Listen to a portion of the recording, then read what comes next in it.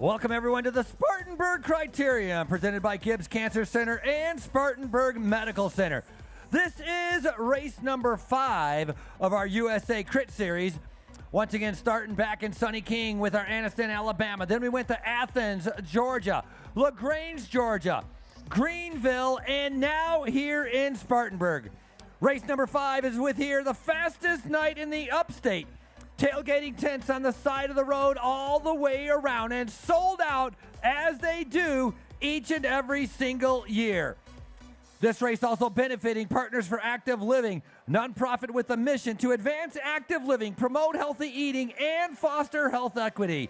PAL is spearheading the development of the Daniel Morgan Trail System throughout Spartanburg County. We've had amateur races all morning long, and now we are getting ready for the pro women as they are lined up. Looking at our start list right now with our pro women, gonna have a list of about 45 riders on the line. It's a beautiful day too with the cloud cover keeping the temperatures a little bit lower. A perfect racing day. Temperatures at 70 degrees as our riders have come from all around the nation to tackle the fastest streets in Spartanburg. This is the fastest night in the upstate.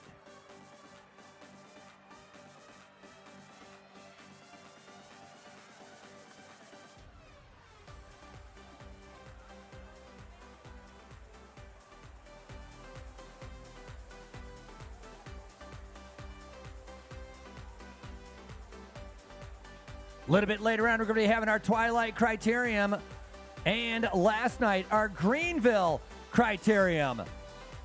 That was our Greenville Criterium presented by Prisma Health, as it's our USA Crit race number 4.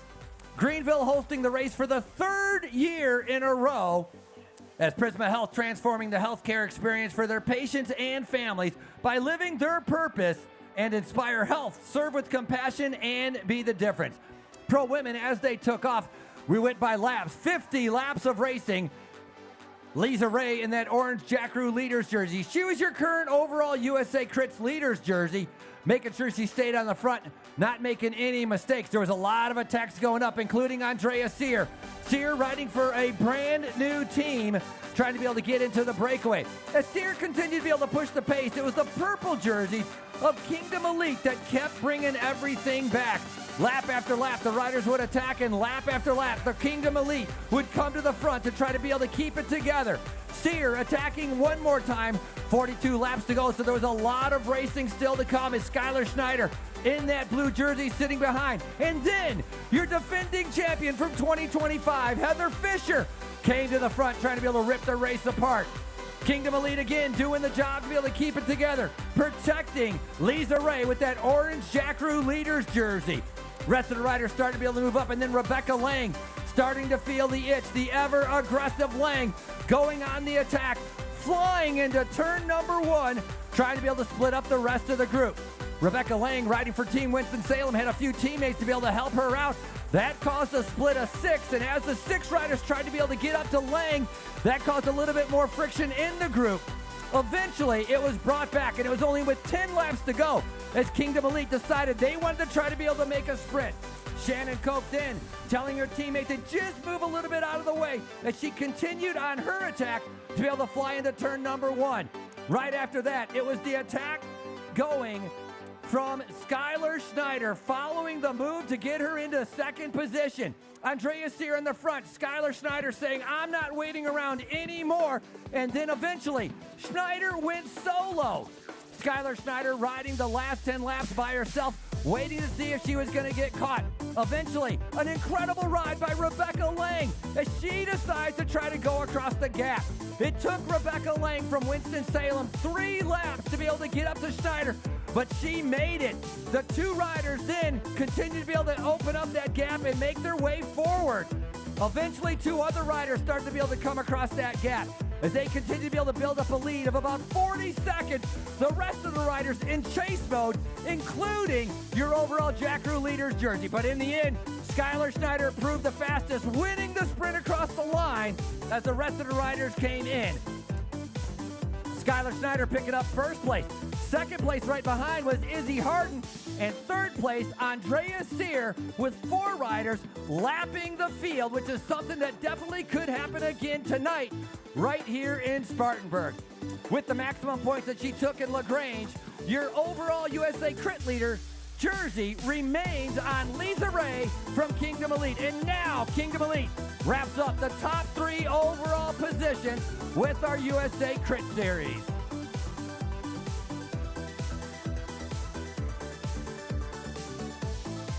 All right, thank you, Frankie. We are now going to be showing you guys on the live stream, and if you have access to a TV around you, take a look at our course. Standard 4 corners, but it is by no means an easy course, as it takes left on left on left, the final left-hand turn, diving into the final left, up the hill, and towards the finish line. It is a blistering fast course here as we head down to Powell Street. There we have it. East Broad is where the finish line is. On Converse, then over to East Main, then a left on North Church, and back to East Broad for the finish. 0.5 mile course. Wow. With this very fast course, we're also going to have a couple defending champions that have returned to Spartanburg to see what they can do.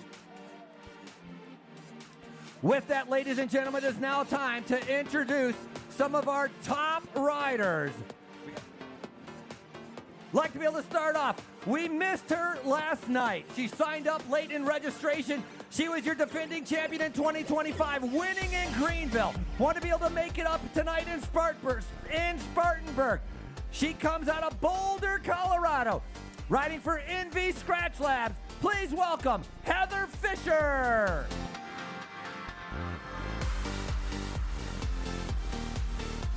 She is in the green and red, ladies and gentlemen.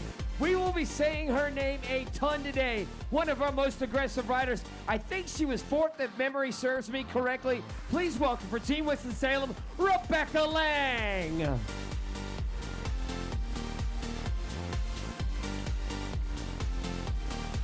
Currently sitting right now 4th in our overall series. She comes from Mexico and only 22 years old. She's a fantastic track cyclist, riding for One Heart. Please welcome Andrea Cantu. And up next, ladies and gentlemen, she had a stunning result yesterday by getting 9th in Greenville out of the beautiful town of Eagle, Colorado. Racing for United, please welcome Molly Roberts.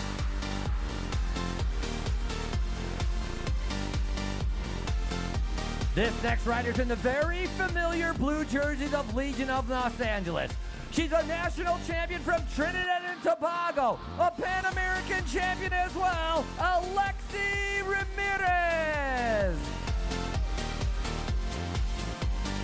Oh, Lexi's pretty quick getting to the finish line. Ladies and gentlemen, our next up is your 2025 defending USA Crits overall champion. Out of Cuba, please welcome Elena Quevedo for Kingdom Elite.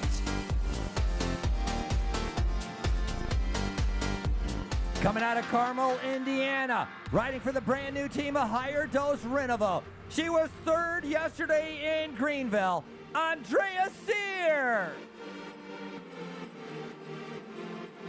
She is one of the most winningest winners here in Spartanburg, notching 3 wins. Also a multi-time national champion, racing for Piedmont. Please welcome Erica Carney.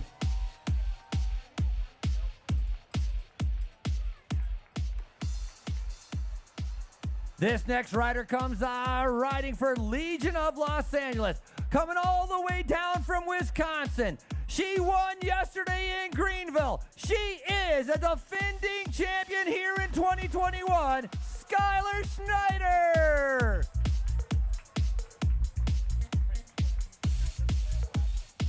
Up next, ladies and gentlemen, she is currently sitting 3rd overall. Also out of Cuba, racing for Kingdom Elite, welcome Heidi Praderas.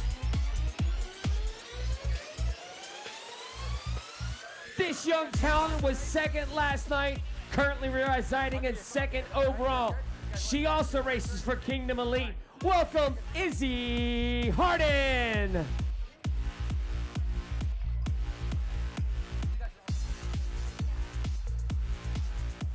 Winner in LaGrange, your current overall Jackaroo Orange Leaders jersey, where she races for Kingdom Elite.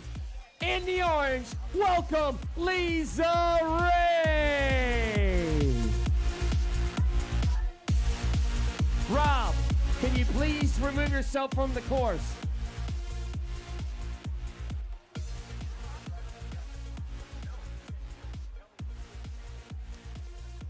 Rest of the riders to the line, please.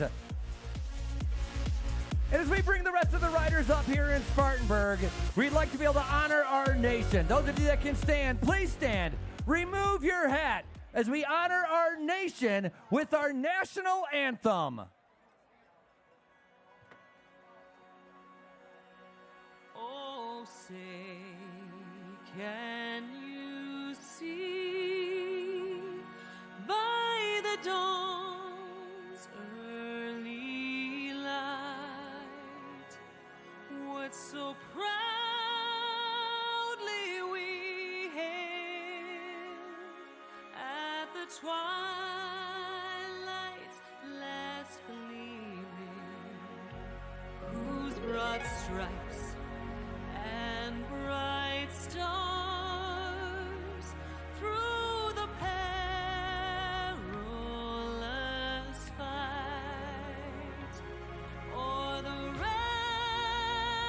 ramparts we watched were so gallantly streaming, and the rockets' red glare, the bombs bursting in air, gave proof through the night that our flag was still there. Oh, say does that star-spangled banner yet wave o'er the land of the free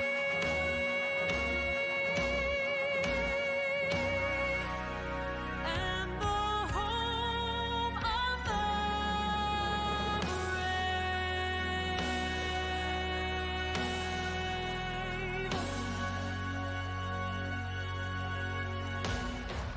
Riders like to be able to get you guys ready with your 50 laps of racing. You're going by laps. Your lap counter is right there on the start line.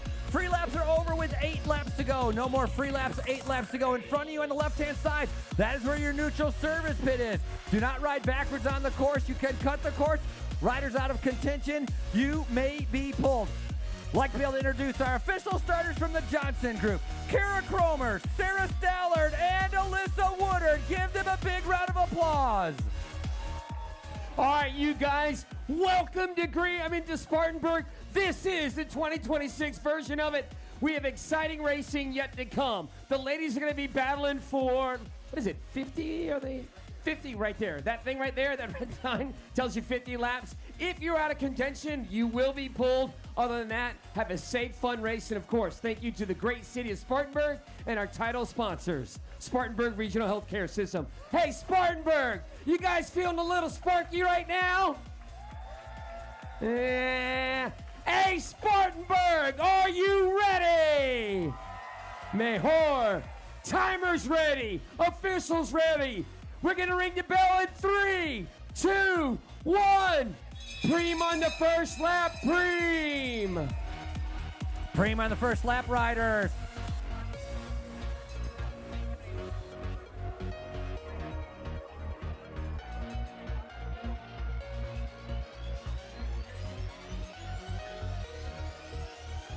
Big thank you to the Johnson Group supporting our women's pro race. 50 laps as we're underway.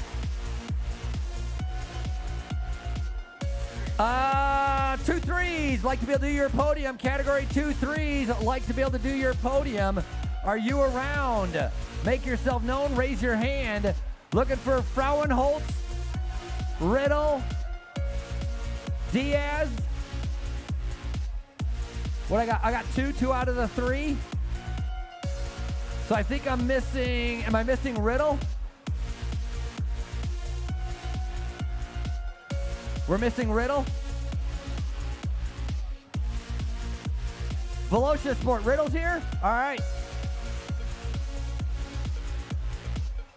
Riders getting ready to be able to complete lap number 1 in the meantime. Men's category 2-3 podium. Like to be able to get that underway. In 3rd place with our men's category 2. Hey, clear to podium. Real quick, Frank. Oh, sorry, go ahead. In 3rd place with a bronze medal ride, Velocia Sport, Jensen Riddle. Excellent ride by the youngster Riddle getting onto the podium. House of Melon in 2nd is going to be Samuel Frauenholtz. And your winner, riding for City Bikes. He won yesterday and he comes back and wins again. Adrian Diaz, out of Miami. All right, our pro women underway as they're making their way around. Started off with 50 laps, coming down to about 48.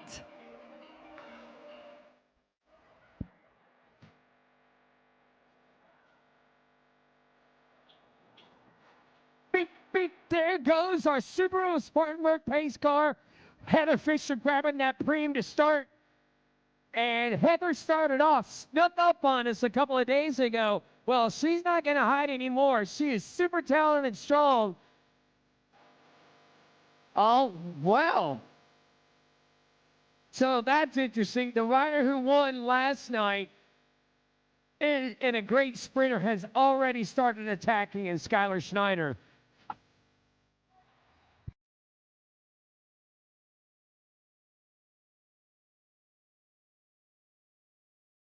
All right, Schneider's now going clear, and that's already starting to panic right now, Frankie and Bill, as Andrea Sear is figuring out that this is a dangerous situation in lap number 1. Yeah, I don't think the rest of the group even knows what to do right now. I'm seeing Skylar go off the front. It looks like 2-3 riders are quick to react to that. I believe Lang might be up in that mix. Also, Fior Espertuzanto from the 1K Flip Racing trying to get across. Andrea Sear trying to be able to go through turn number 4, keeping the momentum to get up to Skylar Schneider. One of the strongest races. This rider in the blue jersey spent the last 2 years racing in Europe, coming back to race in America, and now trying to be able to go up the road as Sear is responding to the move. Boy, she knows where the goods are, and right now you've got the powerhouse of Sear and Schneider. Skylar Schneider was tearful in her post-race interview. Her dad is going through a lot right now. The family is too. And to see the emotion on that young rider's face, winning it in a big-time environment like Greenville and Spartanburg, meant the world to Skylar, and also being able to bring it to her family up in Wisconsin. Tip of the cap. That was heartfelt and powerful.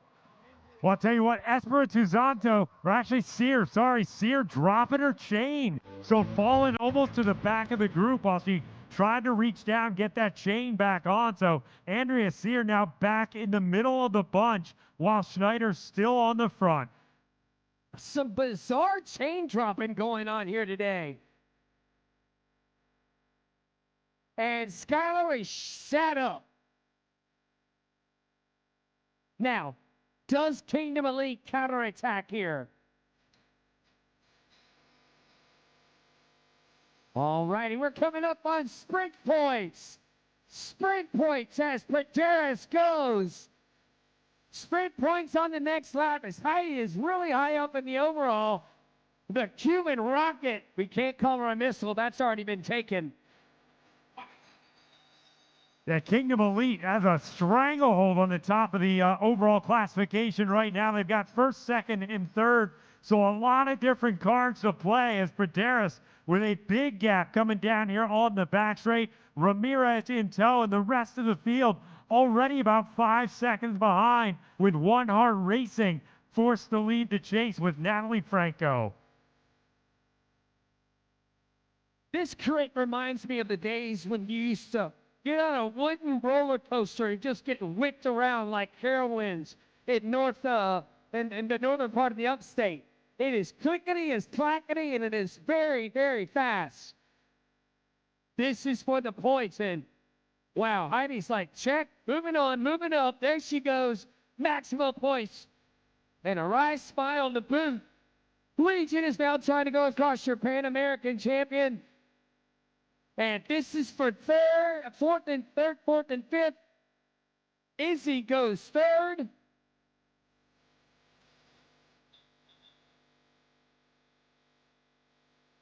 Izzy Harden, of course, the team based out of South Florida. It goes Praderis, Ramirez, Harden, Cantu, and Tim. Well, I'll tell you what, Praderis not easing up right now. Alexi Ramirez just about to make the junction. So two of the major players here, two of the biggest teams are united on the front right now. And it looks like it's going to be all up to the team of Dr. Andrea Sear, the higher dose squad, to try and bring this back. One thing to keep in mind, Heidi Praderis coming out of Cuba, riding on the front right now. She did this. She was very aggressive early on in the race yesterday and then struggled near the end of the race. So Heidi Praderis trying to be able to make the other riders work, perhaps trying to be able to get some other riders to tie around for the purple jerseys of Kingdom Elite. Kingdom Elite, a team out of Florida, as Praderis and your national champion from Trinidad and Tobago come across the line. That is the perfect combination to make Skylar Schneider think about what to do. So the two teams right now, it's Legion and Andrea Sears' team are left to chase. It is perfect right now. That's that new team, Higher Dose Renova. Well, it looks like Higher Dose just about to shut this one down right now. Praderis still on the front. Ramirez kind of soft pedaling through as she takes a look back. So clear indication of the tactics there from the Legion squad as she's going to soft pedal her way through, looking to make sure her teammate Schneider is still in the mix. And just like that, diving into turn 3, we are all back together. Hey, Bill, that's a great point you bring up. Here is the key. The next 3 riders in that group are Kingdom, and Kingdom Elite. So those 3 riders, as soon as Sear pulls off, they're going to shut it down if they can. Yeah, what Chad's talking about, the purple jerseys are not going to chase down the purple jerseys. They're on the same team. They're going to help each other. As long as somebody on the team crosses the finish line first, and it's mission accomplished. Now, here we go. It's all back together. A reshuffling of the deck. Heather Fisher now trying to be able to push the pace.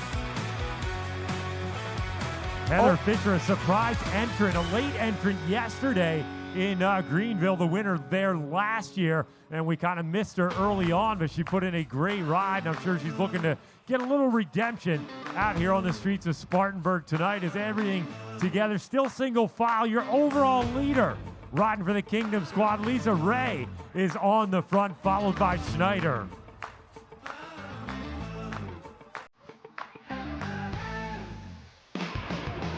Every year Jack Crew innovates.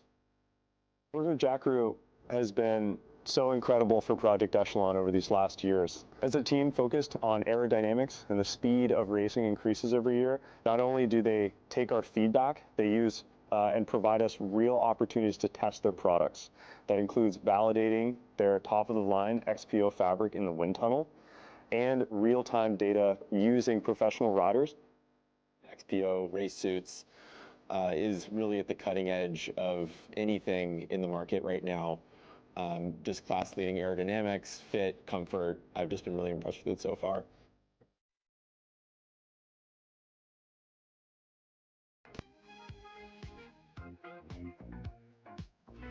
Back to business here. Want to thank our good friends at Jack Roo, putting on our jerseys right now in the orange jersey. She's also a purple people eater, because that's what they've done over the past few weeks, is just eat bike racing up. So Purple Rain, the team from Kingdom Elite out of South Florida, is in the overall leader's jersey. Their leader is in a orange jersey, which means she's the overall leader by Jack Roo. Yeah, and as you watch her come by, she has that bandage on her knee. So Lisa Ray crashed yesterday, managed to be able to maintain her points to be able to keep that lead, but she is a little bit injured with that wrapped knee. Lisa Ray coming out of Brooklyn, New York, coming out of Miami, but originally from St. Petersburg, Russia. As Lisa Ray in the orange Jack Crew leaders jersey, just kind of riding them up the hill. Here's our attack right now. I believe that's going to be Shannon Koch coming through. Koch coming out of Delray Beach, Florida. Multi-time master.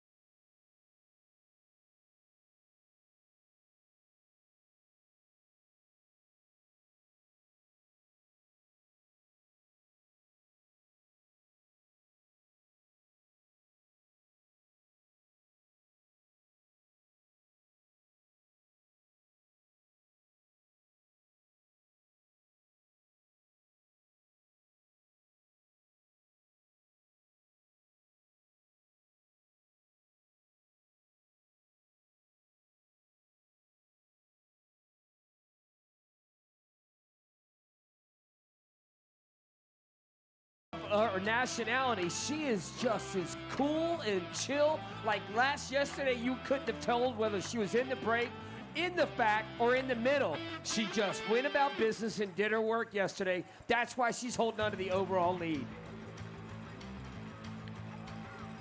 Well, that's always a defining characteristic of a leader, calm under pressure. You've got to be, because when you win a lot of races, you put a big bullseye on your back, and it becomes harder and harder each time to do well in races. But Ray riding very, very well on the circuit this year. Yeah, a few of the teams that have multiple riders in the race have managed to be able to put riders in the front group, so there's not going to be anybody left to chase pretty soon. So riders in the back of the group, they need to be very careful, because there's going to be nobody left to be able to chase, and Heather Fisher realizes this, and now it's falling on her shoulders. That's the rider in the light brown jersey trying to be able to catch up, but it's a group of 6, an elite group of 6, starting to separate themselves. I don't know.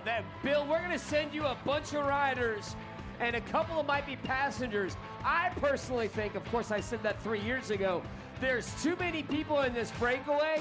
Eventually you're going to get riders who are going to stop working, but here they come towards you now.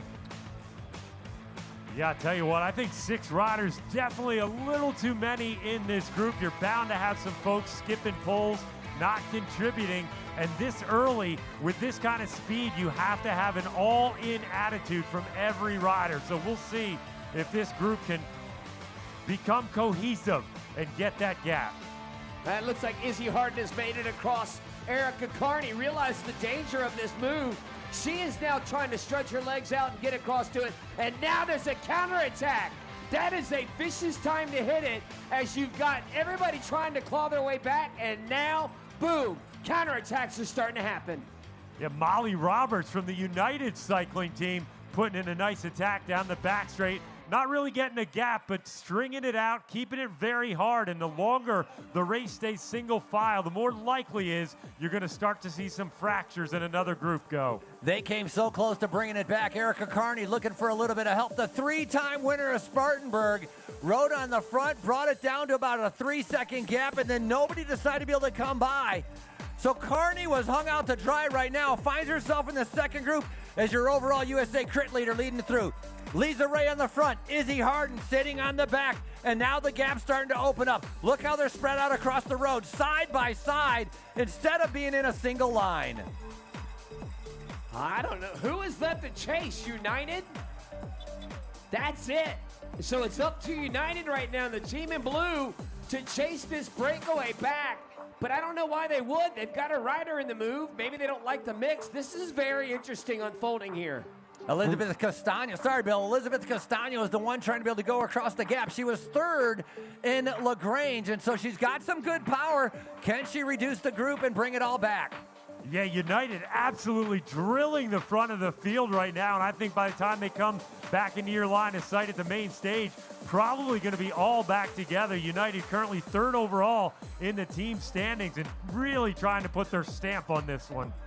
Chad, you love to talk about the counterattack. Always talking about the counterattack. If there's an opportunity to counterattack, now is it, because everybody in the back is spent.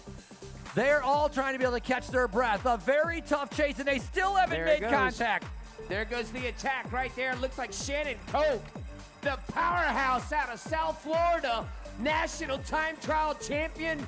She is going. She had a rough day yesterday, and I'm telling you what, she's looking for a bounce back and retribution today. Well, if anyone can split this group, it's going to be Koch, but just like that, everything all back together. It looks like we've still got the higher dose squad on the front. Alexi Ramirez, Lauren Zorner, all in there. Skylar Schneider, very well positioned. Lisa Ray trying to move herself up around the outside, but we are looking at a little bit of a truth. But I'll tell you what, Rebecca Lang actually about 5 bike lengths off the back of the field right now.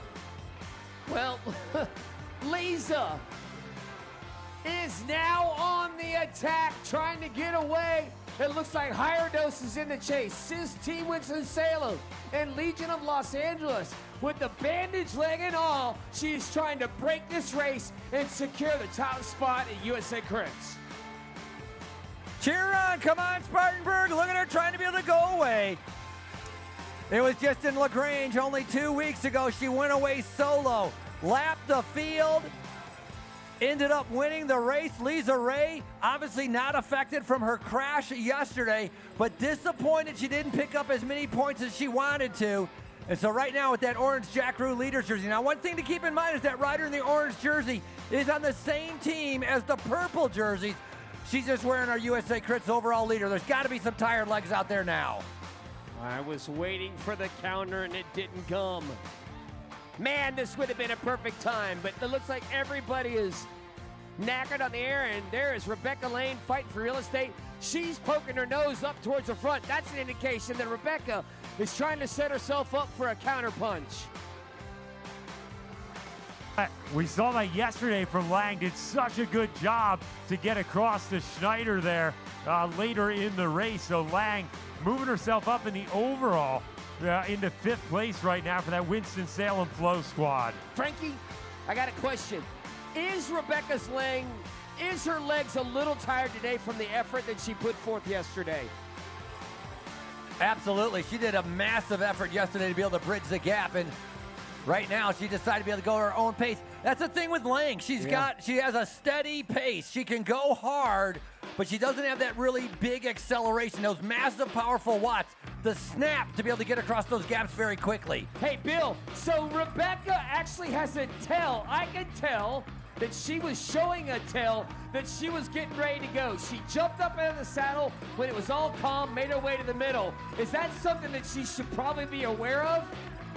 Yeah, you always want to kind of analyze your own performance and what you do, because your competitors are surely keeping an eye on that stuff. If you move your head a certain way, you drop your shoulders a certain way before you attack, and it gives them the opportunity to get on it a little bit quick and reduces that element of surprise. So Rebecca definitely going to want to be careful of that.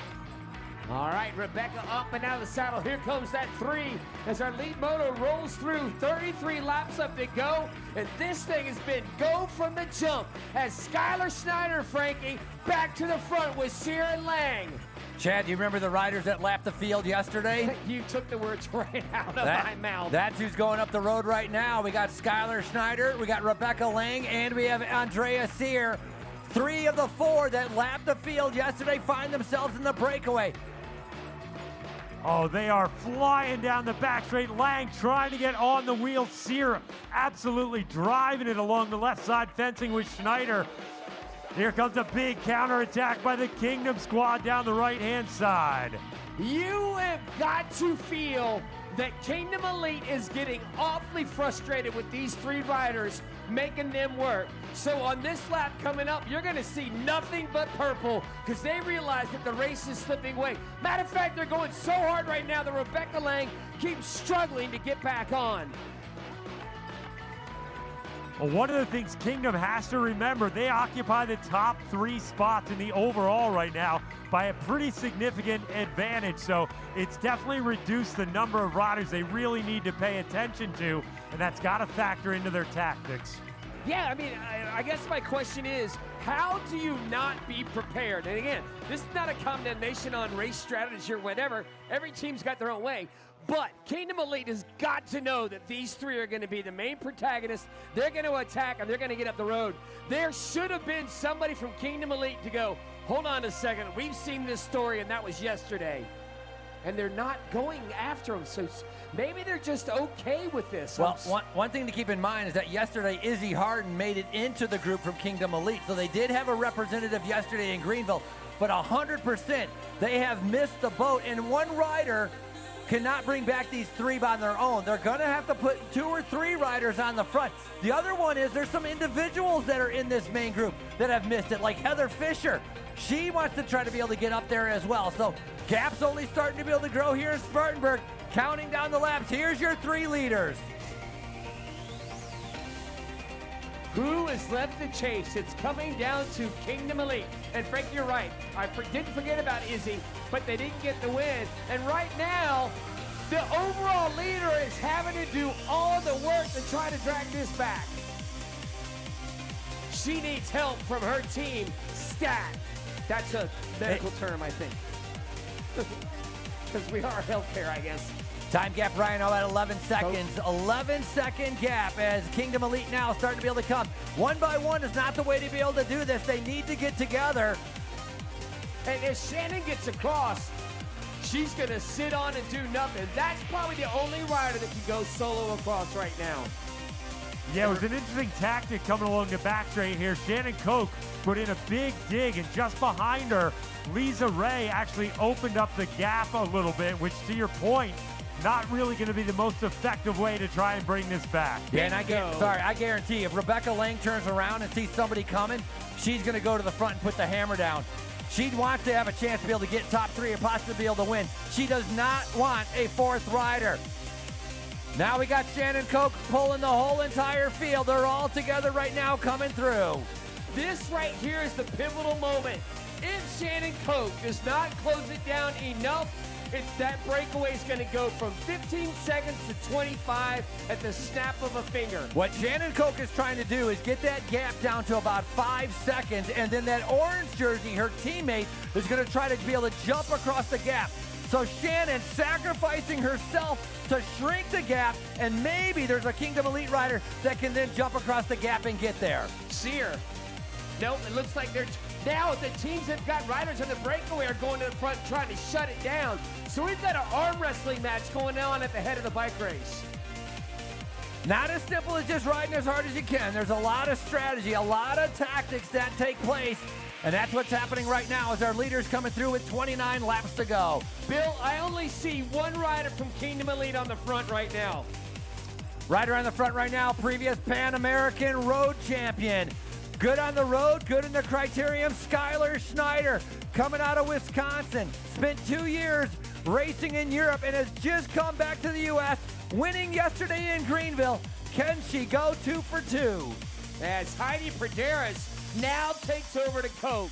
They are going to start running out of bullets. If they have to keep accelerating, then another rider accelerates and another one. There's no cohesion right now from any team to try to chase back this group of 3. Well, I'll tell you what, you look at the body language, look at the faces on your 3 leaders. They are cruise control right now. They all look very, very comfortable, riding well within themselves. The shoulders are kind of locked. The heads are up. The pedal style is very, very efficient. They look very, very strong right now. Frankie, what would you tell the team in purple if you're team director? You want to get 3 or 4 riders and set a steady tempo to try to bring it back, or just try to launch riders 1s and 2s? No, 100%. I would have 3 riders come up and start to be able to ride together to try to shrink that gap, and then maybe one of them can jump across, but there's your leaders right now. Andrea Sear. Andrea Sear is a full-time doctor out of Indianapolis. Races bikes part-time, but she's so good, she's still professional. Now it's Pradaris again. Kingdom Elite 1 by 1 instead of coming together to be able to bring it back. So very challenging conditions as they hit the backstretch. Lang leading the charge down the back straight, right down the middle of the road. Sear just swung off Schneider on the back. That gap still hanging tight at right around 6 or 7 seconds. It looks like we've got maybe one of our Piedmont riders on the front. Not sure they're going to be able to get things organized. Heather Fisher up there in the mix, but I tell you what, the team of Andrea Sear, the higher dose team, doing a wonderful job to kind of get in the way of any kind of constructive chase. Yep, this race in just short time is going to go from a 10-second gap to 25 seconds. I almost guarantee it. Because if you keep sending riders with no organization, it's going to accelerate and decelerate. Whereas the leading group of 3, they are steady as it goes. 3 seconds.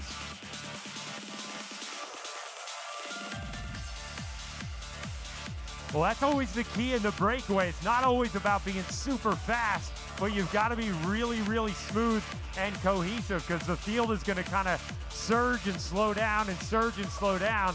As long as that breakaway maintains a pretty even pace, that advantage is going to lie in their hands. And right now, it is absolutely playing out that way as Sear driving things down the home stretch. I'll tell you what, that gap is blown out right now. It is at 16 seconds-ish. We talked about it. Watch the gap. Back of the race, looks like we had a little tumble action. Looks like United has got a couple riders down. Hopefully they're okay. We've got a couple riders down here on the back straight. Some teammates circling back to make sure everybody's good. Frankie, we're going to hold off on this lap. No sprint points. No sprint points.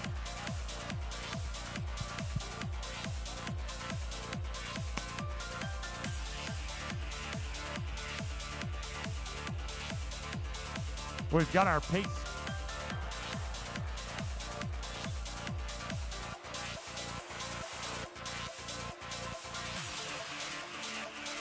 All right, so our leaders go by. Looks like they're safe.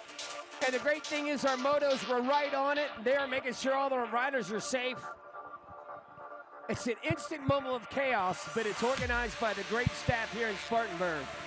Lang to the front. And what that does too is that actually slows the chase group down too, because they become like passengers in a car on I-85. They're going by and they look at it and they go, oh, okay, well that's kind of scary. Whereas the 3 leaders, they're just going to keep pushing through. Well, I'll tell you what, the wind has definitely gone out of the sails.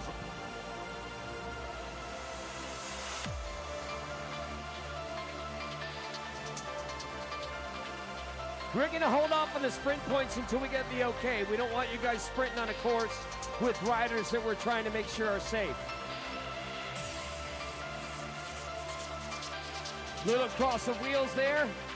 And unfortunately, when we have a scenario where it bunches up like this, there is going to be these kind of scenarios where there's a touch of wheels.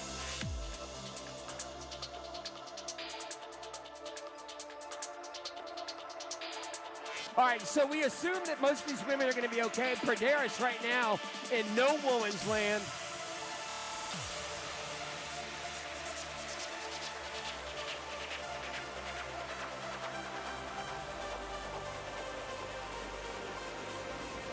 All right, so it looks like we've got several riders that have gone over to the pits. Our officials are going to sort it out. Our team support is going to be there as well to check on the bikes of the riders. Maybe some of the riders have got to get a bike swap with the bike that we have here. It's called neutral support. Switch out their pedals, kind of adjust their bike on the fly and push them right back in. These 3 are gone.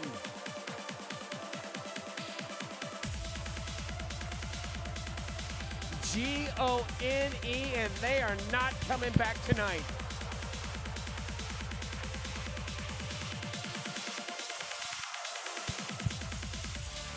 Here comes Art.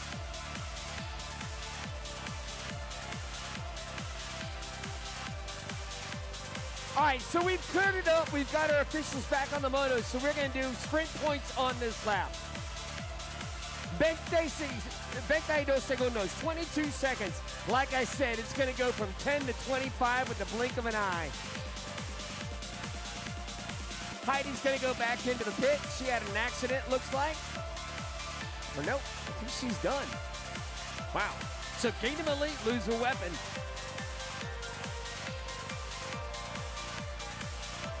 All right, we're going to ring the bell for sprint points. Sprint points on the next lap. Sprint points. Sprint lap on the next lap. Sprint points. And guess who wants the points the most? Rebecca Lang. She is highest up out of this group of three in the overall for USA Crits. I don't even think Skylar and Sear will go for it.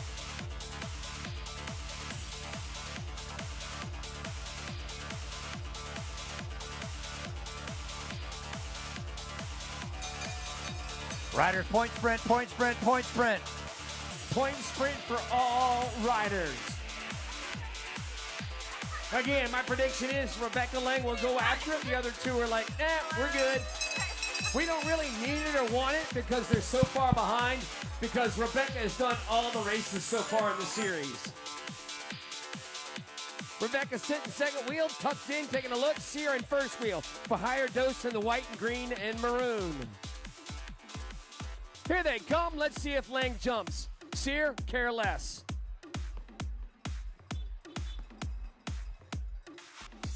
And just as I said, Rebecca will just kind of roll through and grab up the maximum 10 points. Now, you might see a contest for the last two, but I don't see anybody that's in the overall currently up there trying to grab 5, 3, and 2 points.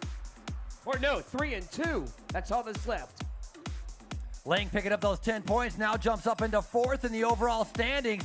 Second, third, and fourth are very close in those overall standings, so got to be able to watch out for what's going to happen. Lisa Ray, your current overall leader, 1,002 points. Harden is sitting in second. Lang was in fifth, but with that 10-point bonus, just jumped in front of Cantu. Now she's on the hunt to try to be able to move up and take over Praderis. She could move up into the top 3 by the end of the evening. Rebecca Lang, the one in the red and green that's riding in that front group.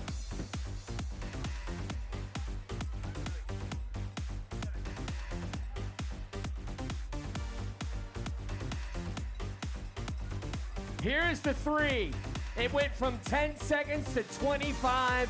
Now we're going to get a real idea with 21 laps to go. They crossed it 33-35. My guess it's going to be 33-58, 59.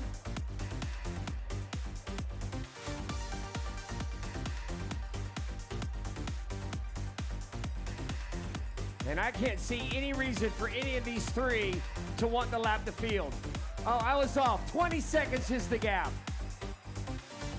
Sitting on the back of the group, number 27, it's Amanda Alston with One Heart Racing, Nashville Local Cycling. One Heart Racing, Hispanic Alliance Racing Team, a bunch of Latin American riders that have all come together to form a team to be able to race here in the United States.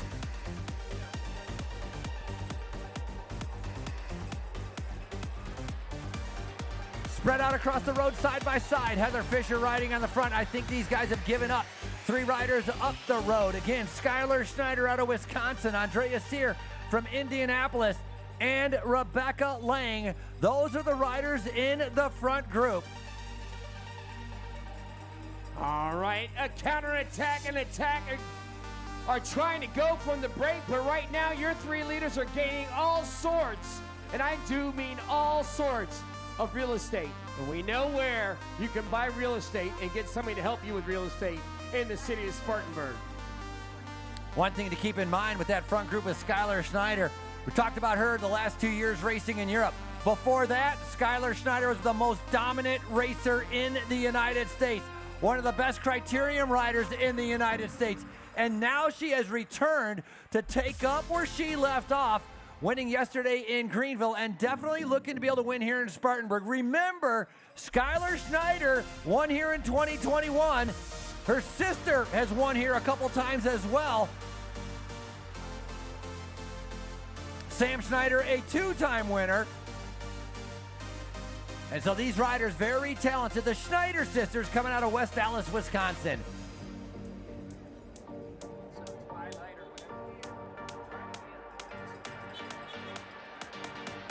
Oh, sorry, go ahead. 26 seconds is the gap, Frankie. 26. I'm trying to see if this is Castano. Oh, we're the light blue jersey waiting for Castano, trying to be able to go across the gap. She's going to be coming up in about 20 seconds as we're going to go to a commercial break right now.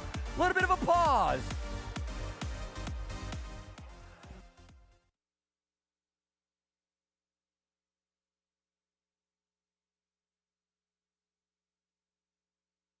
Athletes recover, rebuild strength, and regain confidence.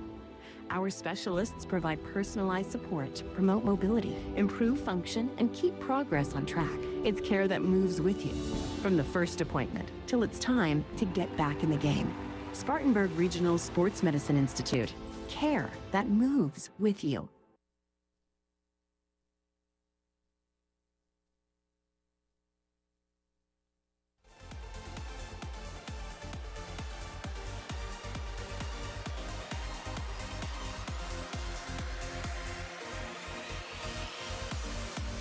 Subaru of Spartanburg, our lead pace car, has been going around all day long, doing a fantastic job. A gorgeous car. And right behind him, we have our three leaders. You can see the lap card showing 18 as we're continuing to count them down. 18 to go, 18 to go. Gap is 25 seconds. 25-second gap. Now, one thing to watch is these three riders with 18 laps to go, they continue to work together. They continue to take turns on the front.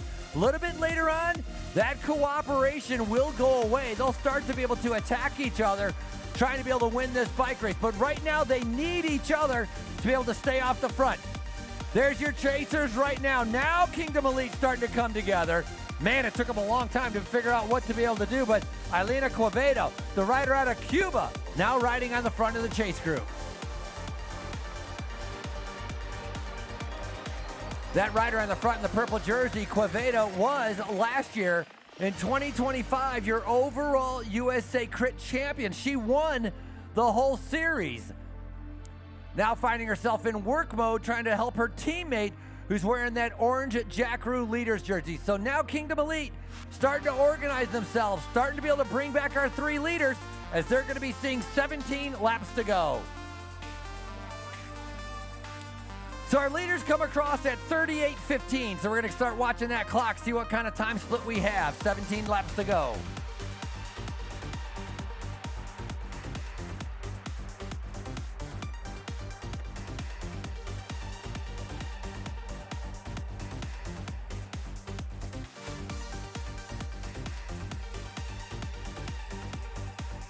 "20 seconds is the gap. 20 seconds is the gap. 20 seconds. Can they bring it down? Paying attention. 17 laps to go. The gap is at 20 seconds. What will happen next?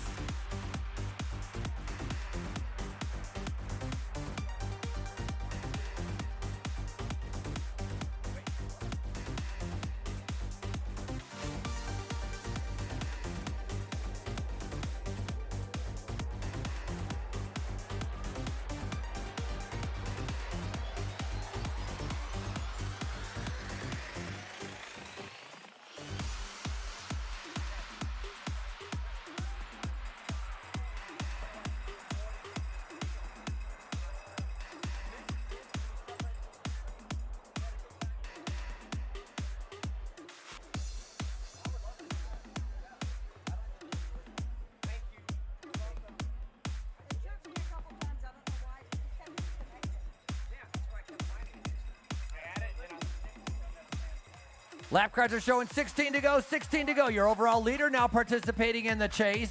A lot of riders right now getting a free ride. That's right. If Kingdom Elite's going to ride in the front, if the purple jerseys are going to do all the work, everybody's going to say thank you very much. They're going to sit in and let them pull as long as they can. So a lot of riders on this steady tempo right now are able to recover, able to feel a little bit better. Remember, if you're sitting in the group, you're saving about 40% of your energy compared to the rider that's breaking the wind riding in the front. So that makes a huge difference. So a lot of these riders start to gradually recharge the batteries. I don't know, Frankie. I think it's just a little too late to be trying to make this move.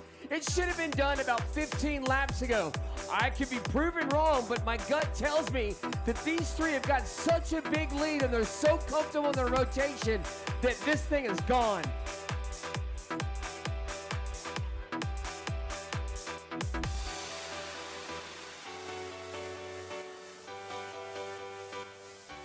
All three in the front group looking very good together, and they continue to cooperate. Each rider taking a turn on the front, doing the work, and then going back and trying to rest and recover. That's going to be a 20-second gap even. Again, 20 seconds is the gap. 20 seconds, three riders up the road. 20 seconds, and you've got three riders from Kingdom Elite versus three riders from opposite teams in a battle of chess. Well, no, it's not even chess right now. This is checkers. It is you are black, I'm white, and we're going to battle it out right now. But I tell you what, Kingdom Elite needs to pull back. Let's see, there's 14 laps left to go, a minute and a half, that's 15 minutes. So about 17 minutes of racing left to go.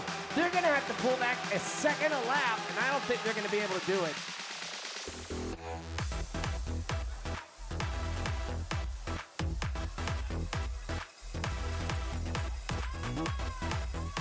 Lap cars are 14 laps to go, 14.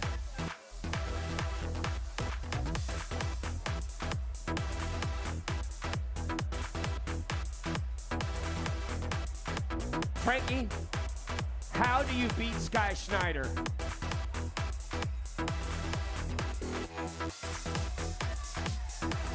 Looking like a little bit of help now with Heather Fisher starting to be able to come up to the front in that light tan jersey. Fisher looking, and she's talking right now. She's like, hey, we got to work together. We're going to bring back the leaders. Fisher was your defending champion yesterday in 2025, winning in Greenville, and now finds herself on the front. She missed the move, and she's trying to be able to make up for it. If you're Kingdom Elite, United is sitting 4th, 5th, 6th, and 7th wheel. Do you go back to those women and go, hey, we are not going to drag you guys around and take advantage of it? My suspicion is that United cycling team is going to have to contribute to the chase, or there's going to be some terse words in that group.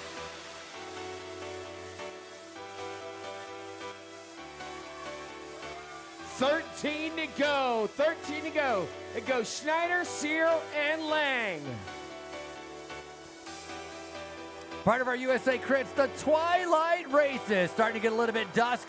The clear glasses are going to come out, and guess what? The block party here in Spartanburg's only going to get bigger and better. Riders 13 to go, 13 laps to go.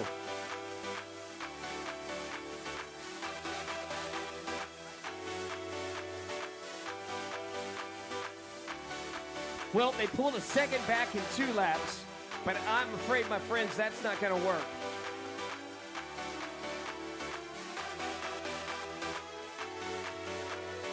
Now United is tallied in behind Kingdom Elite. Now, if we get United involved in this, we might be talking a different scenario here. Lisa Ray pulls off. Coke is next, followed by Heather. Then followed by United.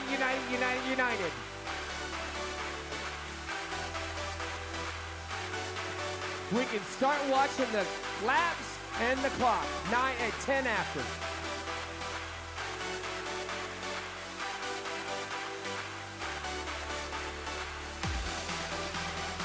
Ten seconds. 14 seconds. Now we're talking. Now we've got the collusion going on between Kingdom Elite and United. Yeah, United starting to be able to come up to the front, but have they left it too long? Different riders making their way up to the front. That rider in second position, I don't even think has a number on her back. Now see, this is where it gets fun. Now you've got the full commitment from 3 teams to try to bring it back. How in the world do you enter a race and not have a number on your back? We're going to pay attention. Watch for that second rider in the blue jersey to come by once they come around in the main group. United Cycling Women, Leslie Tim, Melinda Barnes, and Stephanie Clark. Here's your leaders. Cheer them on. Look at that. They're flying. They are keeping a very good tempo. It would take a lot more speed to be able to bring them back with 11 laps to go. All right, Lisa Ray's doing her darndest. She's the first one through the line. Followed by Fisher, followed by Franco, followed by, we got Ray, Koch, and Cantu. So that's Cantu, who doesn't have a number on her back. Andrea Cantu, the rider coming out of Mexico with no number. She's currently sitting 4th in the overall standing, so she has a lot to gain if they can catch up to those leaders. Talked about her being passed right there. The last sprint that Rebecca Lang won, that was enough points to jump in front of Andrea Cantu. So a Cantu now trying to be able to catch up to the leaders to be able to pick up some points and protect her 4th place in the overall standings. I am going to reach out and say, if it gets close, one of the 3 are going to attack the breakaway. That's almost a guarantee. You do not wait too long before launching an attack. There they go right now, and pretty soon they're going to start taking a look behind them to see what the actual gap is.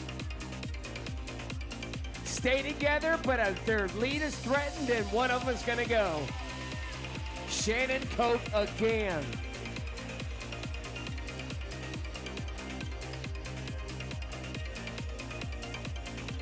So it's 13. This is a decisive point right here. I did see that there was some relaxation from the peloton, so that means the gap is now going to go back up again. It's a seesaw battle. Yeah, and if the front riders start playing a little cat and mouse game, if they stop cooperating at any point and start to attack each other, that's going to shrink the gap as well and give a better chance for the main group. So these riders on the front right now have to be well aware of what's taking place behind them.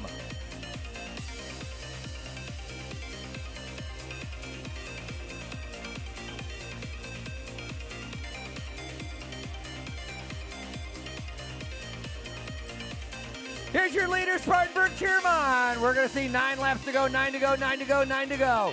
Skylar Schneider looking over her shoulder, making sure she's got at least a 10-second gap. She's not worried right now about the 2 riders on her. She's worried about this group right here doing everything she can to not get caught.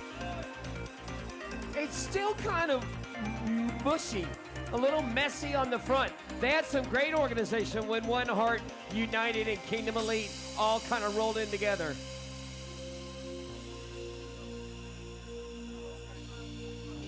So now the leaders have gained 3 seconds. We told you it was going to be a yo-yo cat and mouse. So the gap is now 16, up to 16. Look at Rebecca Lang. She's got her head down. She is driving it. She did the same thing yesterday. Ended up not getting onto the podium, so that's definitely going to be different for today. She's going to pick up some valuable points as well as our leaders are getting ready to be able to come through.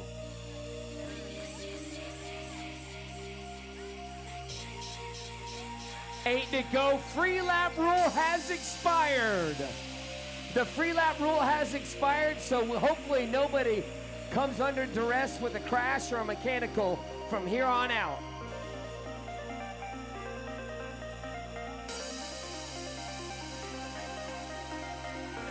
Riders, no more free laps. No more free laps. 8 laps to go. Free laps are over. Got to be a little bit more careful to be able to get to the finish. Now, we'll let you in on a little bit of secret. Skylar Schneider in that light blue jersey, extremely fast. We talk about sprinters. She's a lightning bolt. So she's definitely going to be one of the favorites coming into the finish if they stay together. Rebecca Lang, I believe she's going to attack or try to be able to make a move to try to be able to get away before we get to the finish. But the question is, when will Rebecca Lang try to be able to surprise the others? You're not going to believe this, but Heather just snapped her chain. She's done. Done. Wow. Heather Fisher can't buy luck today. She is officially out of the bike race. One of our favorites with a broken chain.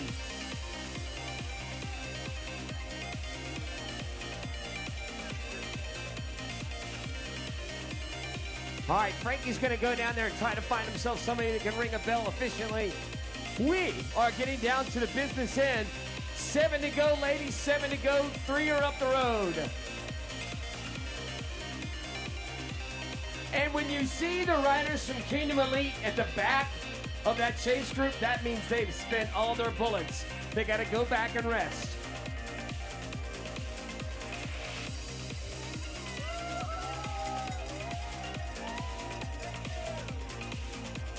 All right, we've got a point sprint coming up. Yeah, point sprint. 5 laps in, mid-race, and 5 laps from the end are our point sprint. That's Heather Fisher going through right there. Maybe she got her chain fixed, but obviously not with the main group. Here's your leaders. We're going to be ringing a bell. We're going to be having a point sprint.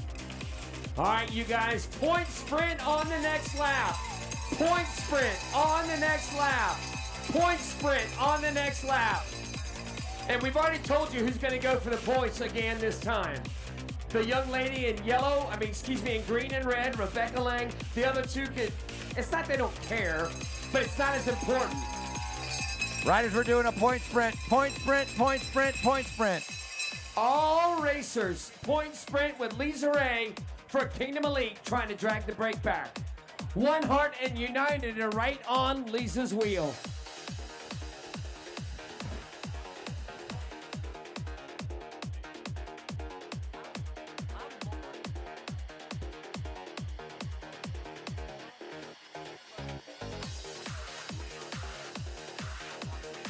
And again, my theory is that Rebecca Lang's done the entire series, so she has more to gain. The other two will not, unless it was money, they're not going to be as interested as Rebecca. So Rebecca will kindly roll through at the right time without spending any energy.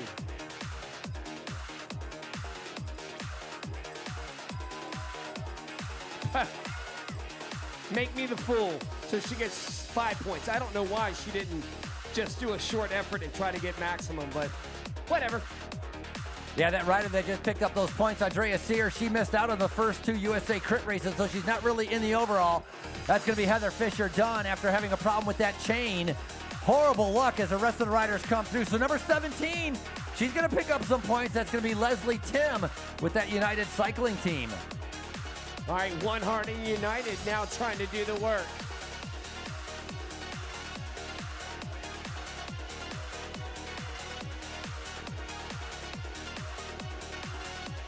Schneider clocking in, going to work. Lang and Sear. Riders still cooperating. Each rider taking their turn on the front. Nobody skipping turns. Very even as we're coming into the final 4 laps of this bike race. Yep, the peloton has pretty much white flagged it.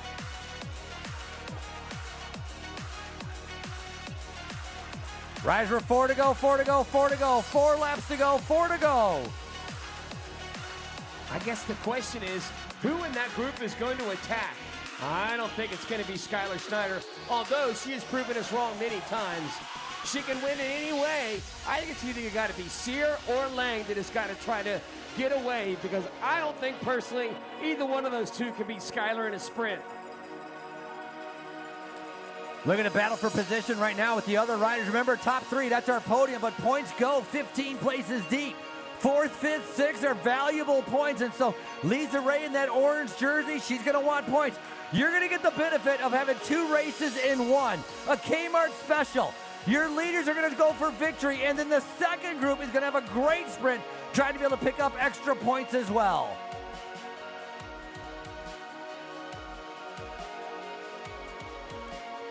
Riders coming out of the back with the speed that the main field is going right now as they're starting to battle for position.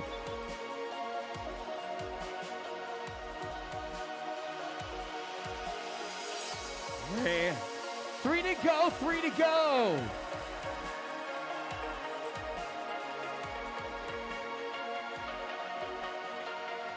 Man, oh man, they tried and it was unsuccessful, and now it's down to 3.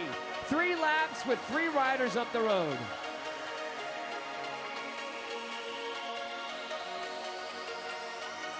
Three to go, ladies. 3 laps to go, 3 to go.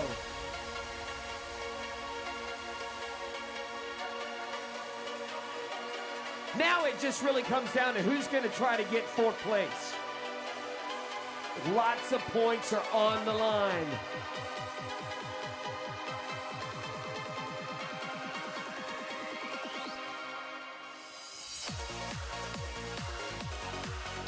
Coming out of that final corner, you could be in first, second, or third with that breakaway and be able to come across that line first. So that's what they're going to be thinking about. They've had plenty of time to be able to test what gear they need to be in, which position they need to be in, as we're going to be ringing the bell as a gambler preem. Ring the bell.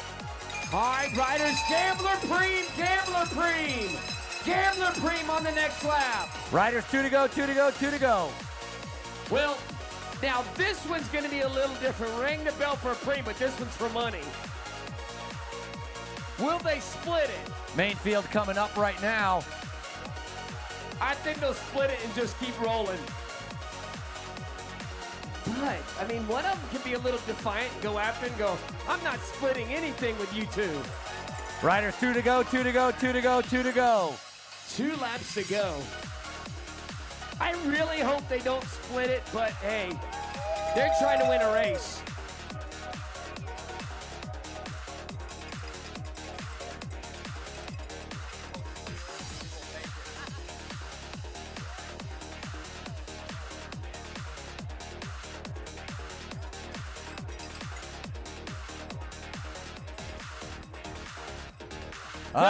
Here come our leaders, Chad Spartanburg. It's time to be able to make some noise. It's 1 to go. Ladies and gentlemen, we have 1 to go, 1 to go, 1 to go. 1 to go. Schneider has said, I am not sharing this money. It's all mine. Skylar picked up that money. Now she's waiting to be able to figure out how can she win the race. Your winner here in 2021 in the blue jersey. Can she come back and win in 2026? Big points available here. Ring the bell, 1 to go, 1 to go. 1 to go, 1 to go, 1 to go, 1 to go, 1 to go. And by the way, Sky Schneider just looked like she brake checked out of turn number 1.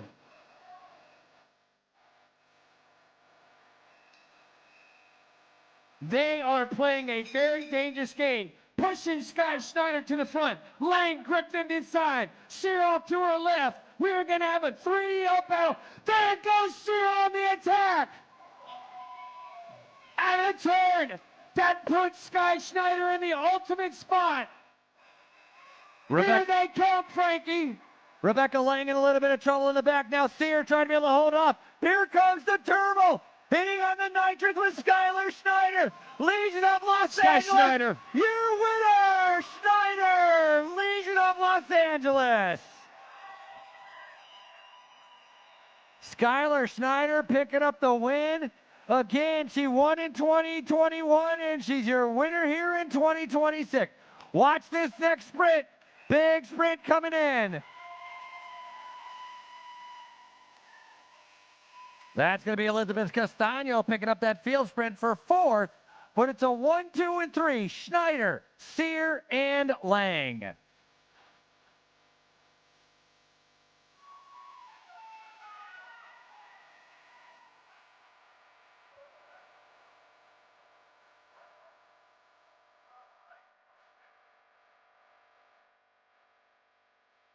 All right, before we get the man, we're going to get a quick word with Sky Schneider. Back to back. Wolf.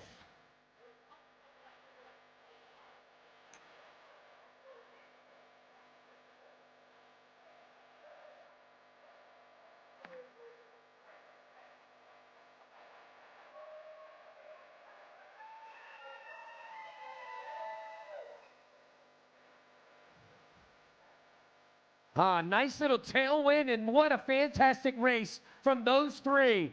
The field was almost there, but didn't quite have enough to bring it back, and Sky Schneider's going to take another W here at USA Crits.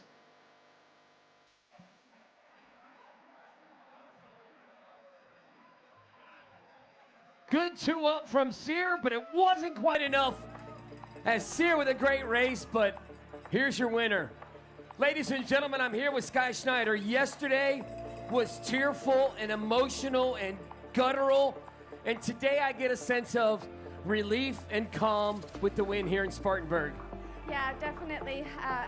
I got tagged in a Facebook memory. My first time racing here was 2014, so we've come a long way, and we always look forward to coming to Spartanburg. And yeah, hello to the family back home.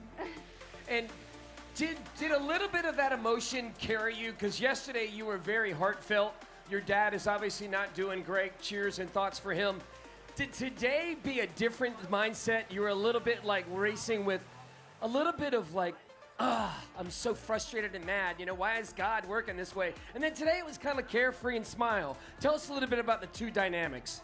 Yeah, my dad called today, and we got to chat for about 20 minutes, and that was really special for me. I know he's watching right now. And yesterday there was a lot of pressure. It's been a long time since I've won a race, so today we came in with no pressure. Alexi's riding extremely strong, so we had a couple cards to play. And compliments to Andrea and Rebecca for coming out and racing hard. And we worked really well together. I think we all knew we had the winning move, and it's not often everyone just works together on different teams like that. So it was just fun, hard racing. Back to back, how does it feel? Incredible. I'm looking forward now our next race will be Easton. There you have it, ladies and gentlemen. Sky Schneider of Legion of Los Angeles.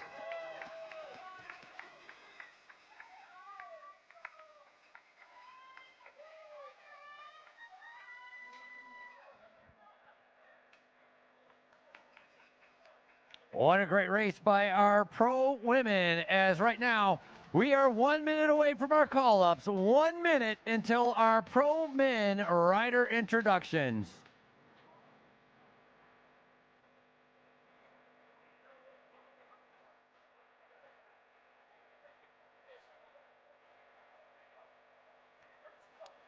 Pro women just went for 50 laps. Our pro men getting ready for 70 laps of racing. It's about 1 kilometer around, so that's about 70K, which is going to equal out to about 50 miles.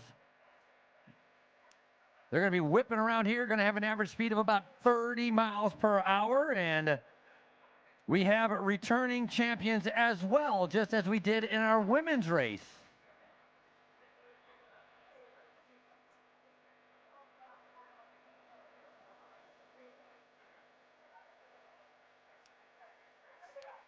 Hey, pro men, do you guys all have chips on your bike? Pro men, take a look at your bike and make sure you have chips on your bike. And if you do not, once you come up to our line, raise your hand. Again, if you do not have a chip, raise your hand.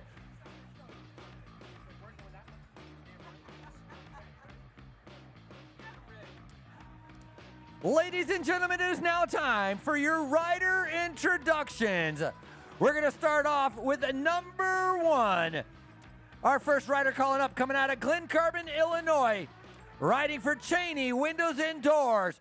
Earlier this year, he broke his elbow, and now he's clawing his way back to the top. The 18-year-old Maddox Simmons. Dude, that's exactly what my daughters would say. A track national champion. He was 9th yesterday. Racing for On2 EF, Arjuna Burgos.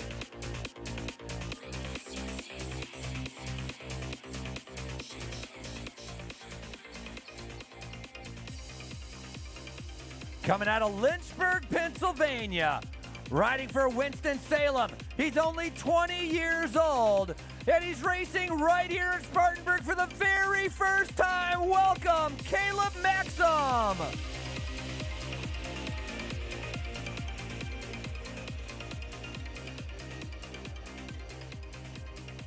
All right, up next, this youngster has moved up with the pro ranks this year after 6 wins last year out of Philadelphia, PA. For the racing division, please welcome Edward Fritzinger. This next racer is out of Charlotte, North Kakalaki. Takes his NASCAR passion and brings it to the racing. A great supporter and endorser of the racing scene for Team New Type, Jared Stacy.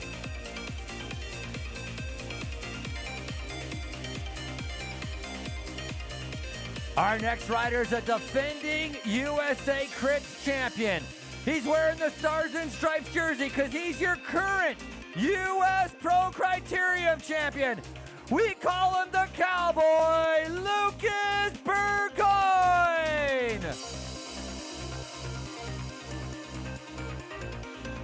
With a top 10 at Athens. He's racing for One Heart. Out of Colombia, Mateo Garcia.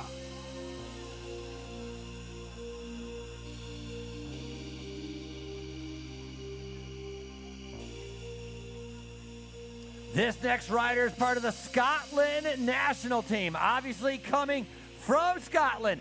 Previous national track champion, 22 years old, Ross Burrell. Previous two-time winner at Athens, Pan American champion on the track.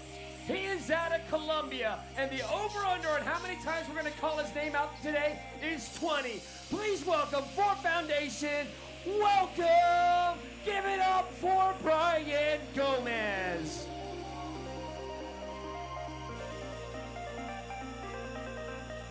Spartanburg, are you ready to meet a two-time winner of your race? He won here in 2022. He won here in 2023. Living in Miami right now, the Mexican rider, Alfredo Rodriguez.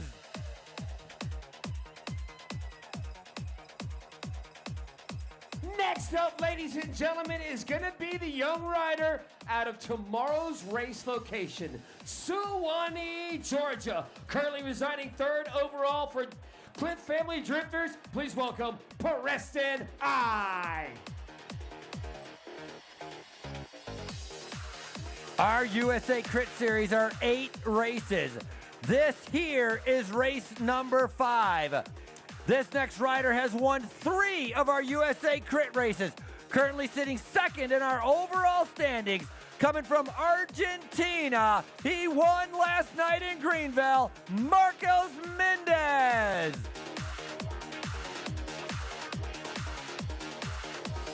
Uruguayan national champion. He's in your Jack Rue overall leaders jersey. Out of Uruguay, please welcome Leonel Rodriguez.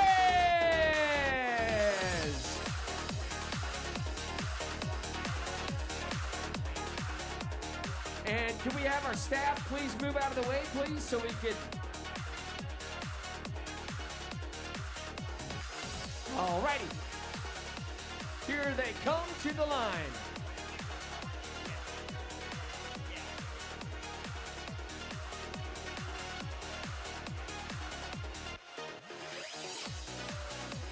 Hey, gents, do me a favor. Just look down at your fork and make sure you have a transponder. Be much appreciated. Make our work a little bit easier up here. And real quick, do you not have one? Raise your hand. We're going to expedite one via Swagger Express. Everybody's good. All right. Moving on. With that, I'd like to be able to introduce our sponsor of our Pro Men and our event, Spartanburg Regional Healthcare System, Robert McDonald, to say a few words.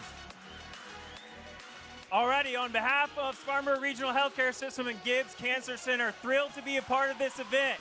Let's be safe out there, let's have a great race, and let's live life a quarter mile at a time. Let's go! All right, thank you very much again. Thanks to our big friends at Spartanburg Regional Healthcare System. Gentlemen, 8 laps to go, no more free laps. Here's the deal, if you're out of contention, you will be pulled. There will not be a question about it. If there is an issue out on the course, me and Frankie will let you know. If we have to go neutral, we will let you know. Other than that, be safe. And again, thanks to PAL and Spartanburg Regional Healthcare System, we are on right now here in Spartanburg. Timers, are you ready? Officials, are you ready? Hey, Spartanburg, we asked you earlier, are you ready? I'm going to say it, I'll be damned, that was pretty good. One more time, are you ready?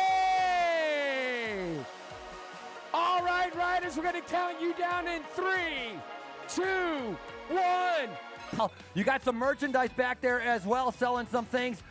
Tell me a little bit about your community involvement with not only this race, but also with other activities that are taking place in and around the city. Yeah, so we love races. We've got this crit. We've got the Turkey Day 8K. What else do we have? We've got stuff every now and then. We just love people getting out on our trails, eating the food that Spartanburg grows. And we just like to have a good time. Play advocate and live well. It doesn't get any better than that. An active and healthy lifestyle. Thank you very much, Justin. Have a great time out there. Yeah, and right there, Frankie, great interview. Thanks a lot. That was Ross Morello, the Scottish cycling team, picking up those points. Picking up that pre.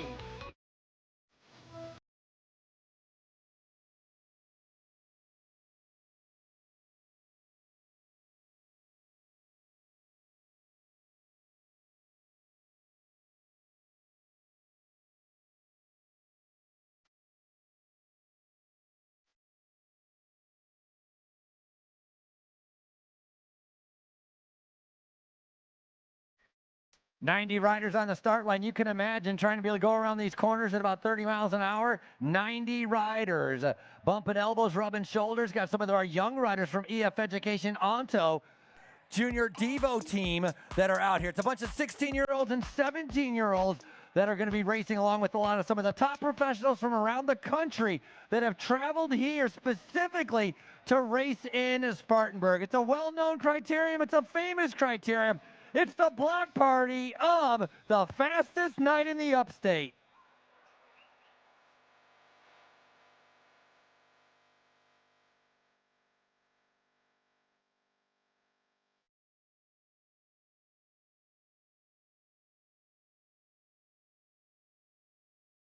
All right, they're all together. That's rider number 4 going across the line first. That is going to be, of course, Gione Borrego-Lee out of Bello Loaded. That black kit.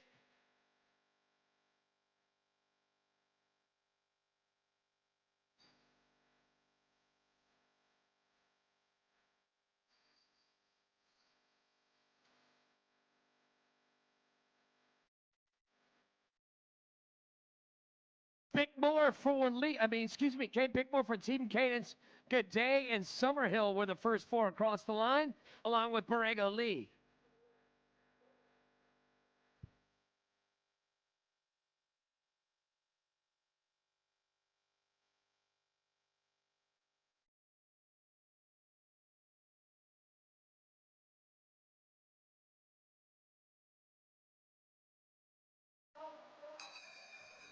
All right, we are going to do a point sprint.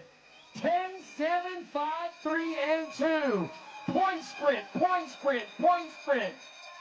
Leonel Rodriguez Ramos. Good day. Remember, the riders that we called up, those are the ones that are more than likely going to be going after this. Your top 10 riders need points. You either steal points. How do you steal points? If your team doesn't get it, your leader on your team doesn't get it, you want to take points from other teams. So what do? If your leader's at disadvantage, you take the points away from other teams.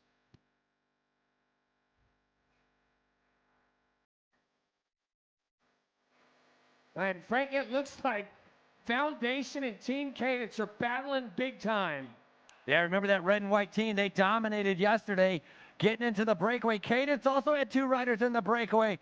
Look at that bike throw coming down the line. 61, I think unofficially is going to get it. Chad's going to double check that for me, but I believe that might have been Mendez. Mendez, then Bickmore, and then Ramos. Followed by Elibaldo Maldonado, Brian Gomez, Johan Gomez, and Alfredo Rodriguez. And yes, we have a large contingent of Latin riders here.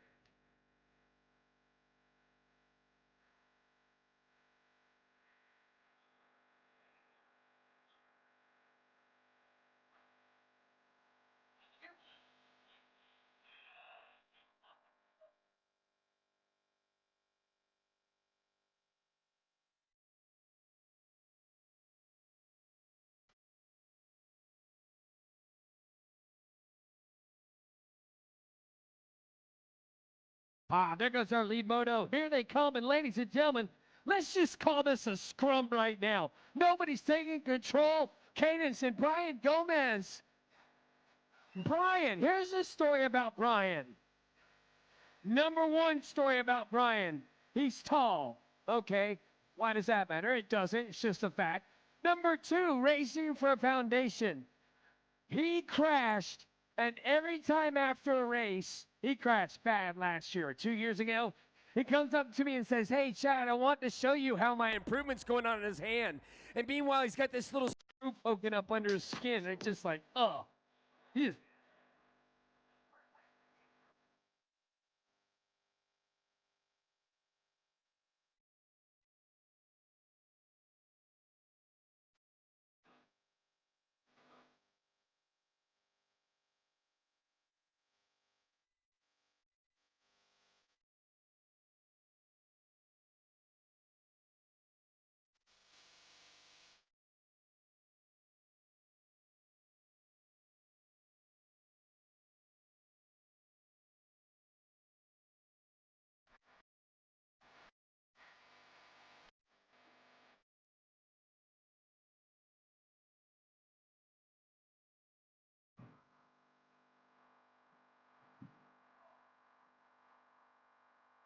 Hey guys, I don't know if you missed me over here, but I'm back online finally. Technology finally coming through. We've got our leaders coming on through. So Danny Summerhill obviously is omnipresent on the front for Team Cadence. He's the guy that we're going to be talking about a lot. He's there to protect for Team Cadence. Lucas Burgoyne and Luke Fetzer are their leaders, but you've also got another great sprinter in Kate Bickmore on that team. So they have very unique differences of power and strength, but Team Foundation has found a way to unlock the bike racing. Well, I'll tell you what I'd love to know, Chad, is I'd love to know how that conversation went last night after the race in the Team Cadence cycle rebots. I can't imagine it was overly pleasant.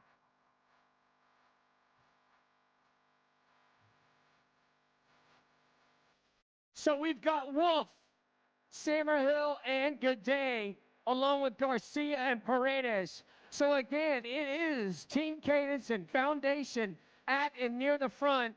But with that being said, that's been the case all week long. So we're trying to find other ways to uncrack this stranglehold that Team Cadence and, of course, that Foundation has.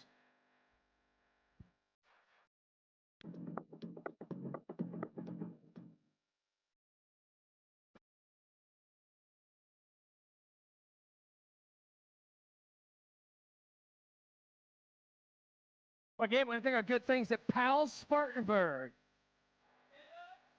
Spartanburg Regional Healthcare System. And Frankie, it's just bunched up. I'm waiting for that one move to unlock it as your current overall leader in USACRITS is now on the front, and Leonel Rodriguez for the EMC cycling team. Yeah, that rider on the front with that orange jersey coming out of Uruguay. He's a national champion from Uruguay.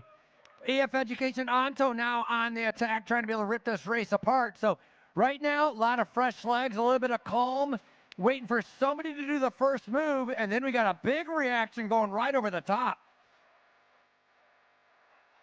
Yeah, those youngsters were really aggressive yesterday for on two.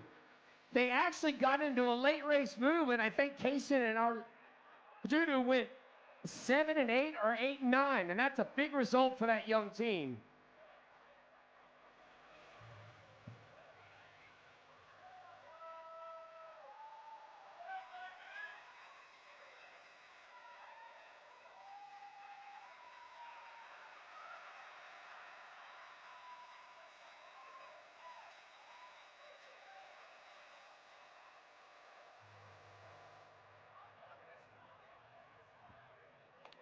I believe that's Brandon Ferry that's in there right there. Overall winner of the American Criterium Cup from a couple years ago. Kaysen Smith has made it in there as well. One of our riders out of Scotland into that first three. But the chase is on As we got a lot of riders now starting to be able to react to it and get up to it. So the group of one swelled into a group of three. Now we got 4 riders and a rider in an orange jersey trying to be able to go across the gap. Got to wait to be able to see what number that is and who it is. But definitely the race is on. 59 laps to go. And Frankie, I think the Scottish team is begging for a result here. And that is a very interesting group. That Scottish rider, Evan Marsh, youngest rider on the team coming out of Scotland in that orange jersey going across. That is going to be Matt Winstead from Texas Roadhouse Cycling. So these guys, to establish a gap and to get into a move, these riders have to go at about 100% effort, 95% effort to be able to get away. Later on, once they get the gap, then they can slow down to about an 80% effort. But 5 riders now on the move.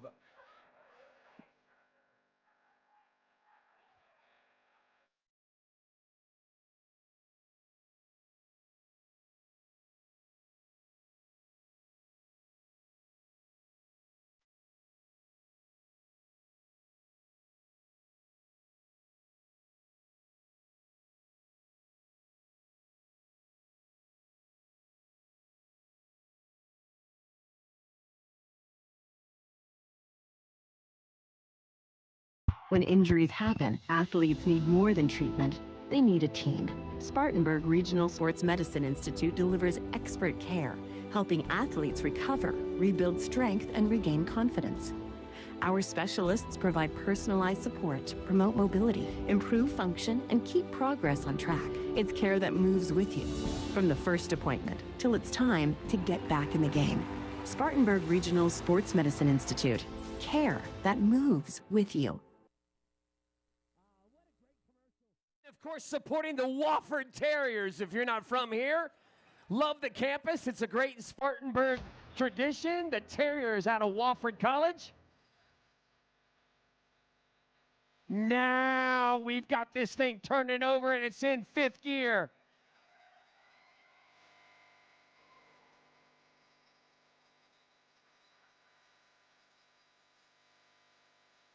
If you're watching us on the live stream, I really wish you could smell the food and the energy here. We're hoping to paint that picture for you because Spartanburg is one of the crown jewels of USACRITS. 20 plus years of bike racing here. And as it was said, again, not my words, this is Spartanburg's Super Bowl.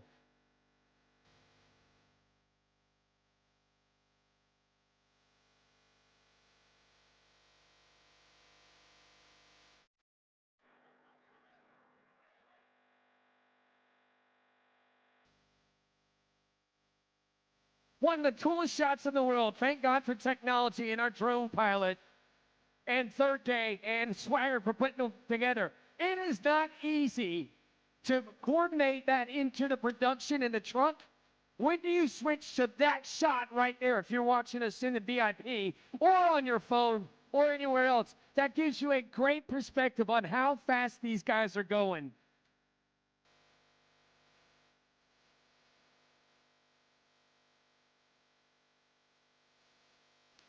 Frankie, I know that you were off work and getting people ringing bells and whatnot, but so far this race has been a little bit like, huh. Well, one thing to keep in mind is that yesterday's race was very, very hard and fast. And again, it's a flat 4-corner race, so it's hard to be able to break away. You got to wait for some time to be able to go by. And remember, I mean, 56 laps of racing to go, 1 kilometer around. We're talking almost 40 miles still to race.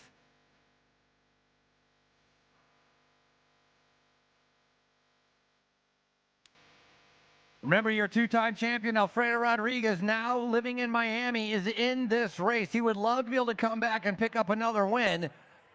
Last year, Michael Garrison went solo, so it's not against the rules, not against the law to be able to go off by yourself. Garrison picking up the win in 2025. It was a sprinter, Jordan Parra, in second, Jaime Castaneda in third, and Jim Brown, the very good sprinter out of England, currently riding for Legion of Los Angeles, picked up the win in 2024. Alfredo Rodriguez was second on that year as well. Foundation, they're known for their aggressive riding, and they continue to do the same.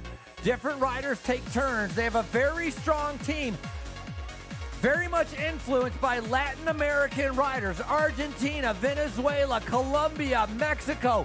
All of these international riders on that Foundation with the red and white jerseys. Caden's paying a little bit more attention now, riding on the front. Danny Summerhill, one of the powerful riders. He's been sick the last couple days. Summerhill coming out of Centennial, Colorado, despite being ill, couldn't pass up the opportunity to be able to come here and race in Spartanburg, and he's on the start line.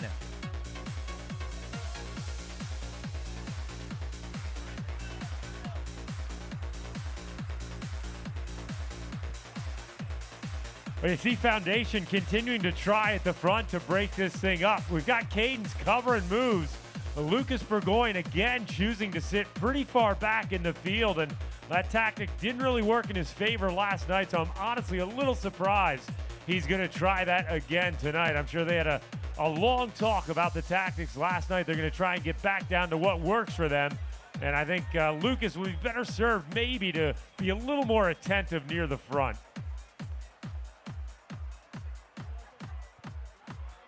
Right now, Fetzer up and near the front. Fetzer and Summerhill trying to keep control on things. Your overall series leader, Lionel, up there as well.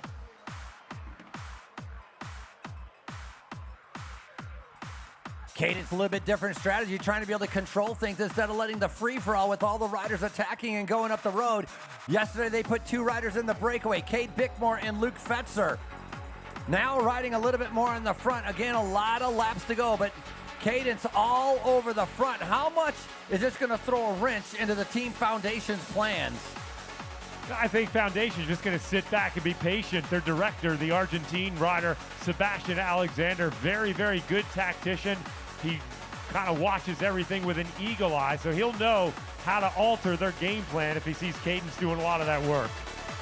Almost could play like a basketball, going a man-to-man kind of a defense or offense, as you want to call. You know, if Foundation goes, Cadence goes, just kind of go man-to-man for the bike race, which is very odd. You wouldn't normally be able to do that, but that could work in a situation like this as Foundation now going up the road again. This is going to be Gagay, the Argentinian rider. Lucas Gagay, very strong rider, and everybody on Foundation they're strong and they're fast, and that's what makes them a dangerous combination. It's not only one rider on the team that can win, it's all 5 riders on the team can win. Yeah, G'day had been sitting pretty well up in the overall standings, but again, Foundation's such a well-oiled machine that once Marcos picked up another win, once Brian Gomez got himself in the mix yesterday, well, G'day kind of putting himself into the worker's role. Riders going by. Stop playing favorites over there for Kaysen. You got to cheer for everybody. I'm messing. I know you got a direct line right there. Kaysen Smith starting to be able to move up around the outside. He's got 3 pink jerseys on him as well, so these guys are riding extremely well. We're talking about the EF Education Onto team. Our Junior Burgos, we introduced a little bit later on, previous track check. Oh, and Crash is going down. Oh, no. So you saw the bump of the shoulders, and that little bit threw it off, and you can imagine how fast it's coming in the back. So everybody will have a chance to be able to go take a free lap. A few Cadence riders, and look at that, Alfredo Rodriguez yelling at a different rider, and that might be Gomez. I think that is going to be that young rider, Gomez, currently sitting 3rd in our or 4th or 5th yesterday. So Johan Gomez getting the wrath of Alfredo Rodriguez. It's always a battle, right? I mean, when it's bunched up and it's not a single file, how much have we talked about it? The slower they go, the more dangerous it is. Big group getting ready to come in to the pit. Yeah, high speed. The riders spread out across the road. Obviously, it's pretty dark out there. The shadows starting to play tricks with your vision, so not uncommon at all to have incidents like that. But the big question now is, are these major teams going to take advantage? And you've got Cadence going off the front, along with your series leader, Lionel Rodriguez, Foundation on the chase. So this could be the beginning of a significant move. Looks like Paredes and Rodriguez are the two that are getting up the road. And that's what happens during a crash. When you hear the sound of carbon, you hit the gas fast. And they went low side. Thankfully, everybody went low side. If you're a motorcycle rider, you know going high or low. And everybody except for one rider went low side, which really does save you a lot of damage to not only your skin, but your bones. So really smart tactical move by the riders that went down. Yeah, a lot of what happened after that is that the group was just coming in so fast, they ended up plowing into the other riders that were down. So a lot of riders going down, going into the pit. I saw Cesar Marte going into the pit. That's Cade Bittmore now making his way to the pit as well. So the free lap. If you crash, you have a flat tire, you go to the neutral service area, you can sit out for 1 lap, maybe sit out for 2 laps, and then re-enter the race and race for victory alongside of everybody else. You are not penalized for crashing or flatting or having bad luck, and that's why there's so many riders right now taking advantage of that free lap rule, but that ends with 8 laps to go. No more free laps if you crash near the end of the race. That's Alfredo Rodriguez, your 2-time winner, right there rolling into the pit himself. In the front of the group now, starting to slow down just a little bit. I saw the black jersey, the pink sleeves of Johan Gomez, who had such a great ride yesterday to put himself up into 5th in the overall standings currently. The young rider, very, very talented. I think out of Colombia. Good to see him up in that mix right now is, again, Foundation really starting to kind of drive this on the front.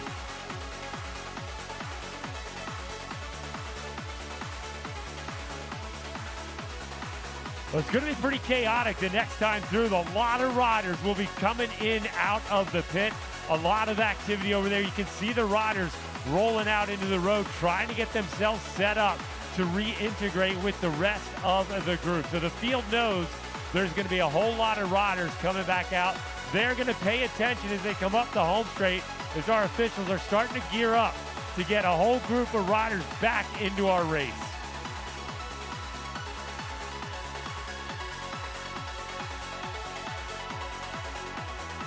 Riders, we've got riders coming in out of the pit. Riders, stay to the right, stay to the right. We've got a lot of riders re-entering out of the pit. A little bit of chaos there. Looked like maybe one Cadence rider swinging out partway before the turn there, trying to move themselves over to get into the pit. Rodriguez there in the front, your overall leader in that orange jersey.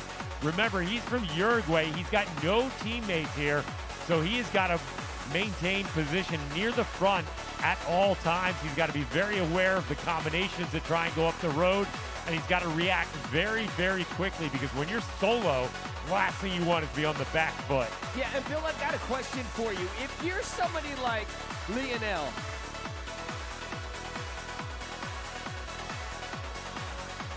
if you have Lionel, and Lionel is in a constant fight with a rider or two, but not what Team Cadence and Foundation has, how exhausting is it for him to constantly find the right mix of riders in a breakaway?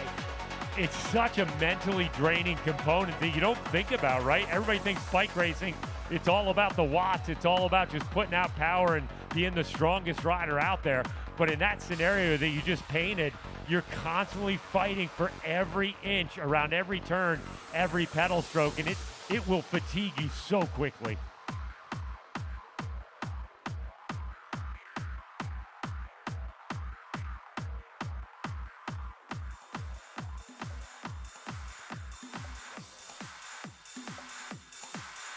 It is still bunched up, not much organization, although we did see two riders trying to get away right now in an early race with two riders that have not had a chance to show their nose yet, and there they go. So it's two with the peloton chasing. Well, I tell you what, the peloton, that's two Cadence Cycle represented by Waldo Racing riders, and they're putting their cards on the table right now. They want a field sprint. They want the opportunity for Lucas Burgoyne to win the sprint the way he did in Athens and the way he's won so many races throughout his career. So they are going to cover and kill all night long. And Bill, that is an astute observation. And here's why I think Bill is correct. They won in Athens. Big win for Lucas Burgoyne. They celebrated like nobody's business because they deserved it. Then they got their tail handed to them the next day. So it's this constant win, then miss. Win, then miss. Last night, big miss. Tonight, do they get retribution? And Bill, you showed their card. They figured the best way to win this race is to cover and kill and make it a bunch sprint. They've got plenty of riders that can dial in that lead out. You know, you talk about the ups and downs. At the USA CRITS Series opener at Sonny King, same thing. They put 2 riders in the break that lapped the field. It was Cade Bickmore and Cesar Serna. And it wasn't really the 2 riders they want that are capable of pulling out the big win. So they had a hard lesson after that race. To your point, they rallied back. They had a great Athens, but then it's been a bit of a roller coaster. I think this is how they win races, period. Luke Fetzer, obviously very fast. He got 3rd last night, so he's no slouch. But their kind of ace in the hole is Burgoyne. So in other words, what you're saying, if you're over 65 years old, you're a little nervous in putting your money on Team Cadence right now. Until they figure it out consistently, their stock rises meteorically and then kind of flattens out. Today, Bill nailed it. I think he's right. They want to have a field sprint. The flip side of that, and what Frankie pointed out a little while ago, is foundation. They've got a few more riders and arguably a little more depth across the board with riders that can do things. And that is going to be the game changer, I think, because foundation, I don't think they care. They're going to let Cadence control because they know Mendez can go head-to-head with Burgoyne. And the thing is, too, is how is Mendez not in the overall lead, Frankie? He has won, what, 2 races, but still not in the lead. 3 races and he's not in the lead. Yeah. That tells you consistency sometimes beats results. Yeah, yesterday was race number 4, and Mendez has won 3 out of the 4 races. The problem is, at Athens Twilight Criterium, he had a horrible Athens race, and he got no points. And so that is why he's been gradually starting to be able to move up the rankings. Normally, he would be winning. He'd have that overall leader's jersey. But I'll tell you, a strong rider, the rider that's here by himself wearing that orange Jack Rue leader's jersey, Leonel Rodriguez, the Uruguayan, he is a phenomenal rider. He can control things on his own, and that's what he's going to be doing.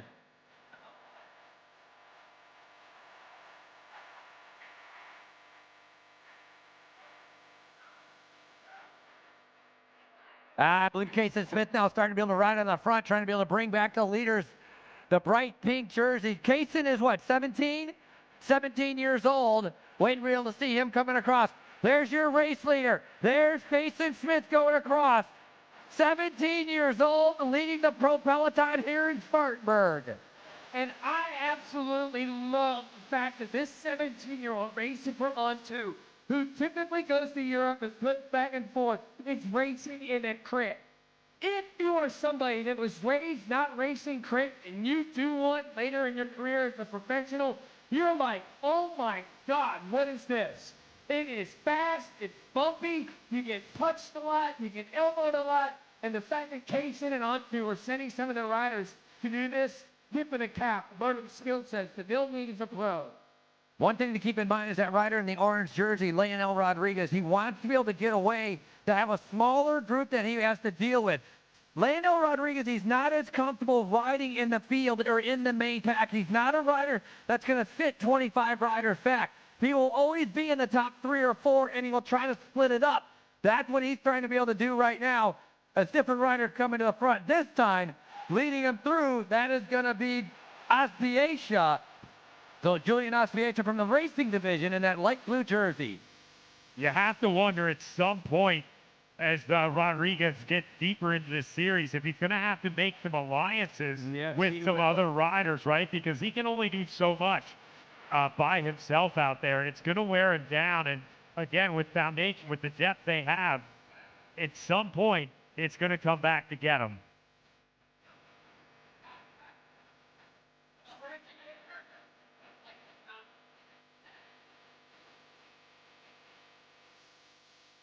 Well, right now, Cadence back on the front, trying to regain control of this. Rodriguez in second wheel. Danny Summerhill about 3 or 4 wheels back. So Cadence trying to control the front end of this thing. They're taking every bit of help they can get from some of these other teams that have an interest as well. And I'll tell you what, sometimes when you have that goal of trying to control the race, there's obviously other riders in that mix as well. So you end up with a little bit of help. All right. Well, while we've got the racing going on, we got Tom Shorman of the Scottish cycling team here. Unfortunately, Tom is not racing tonight or the other night because Tim. Too much talking and not enough listening. Tim, sorry, out of the Scottish cycling team. So, Tim, I know it has to be a little frustrating, but what is it like to just sit here and watch it? I know you're like, I really want to be out there, but the uniqueness of these races. Tell us a little bit about you and the Scottish team's experience here in the South. Yeah, it's pretty disappointing not to be racing yet, but it's quite cool to see like just how large the event is and how big the crowds are.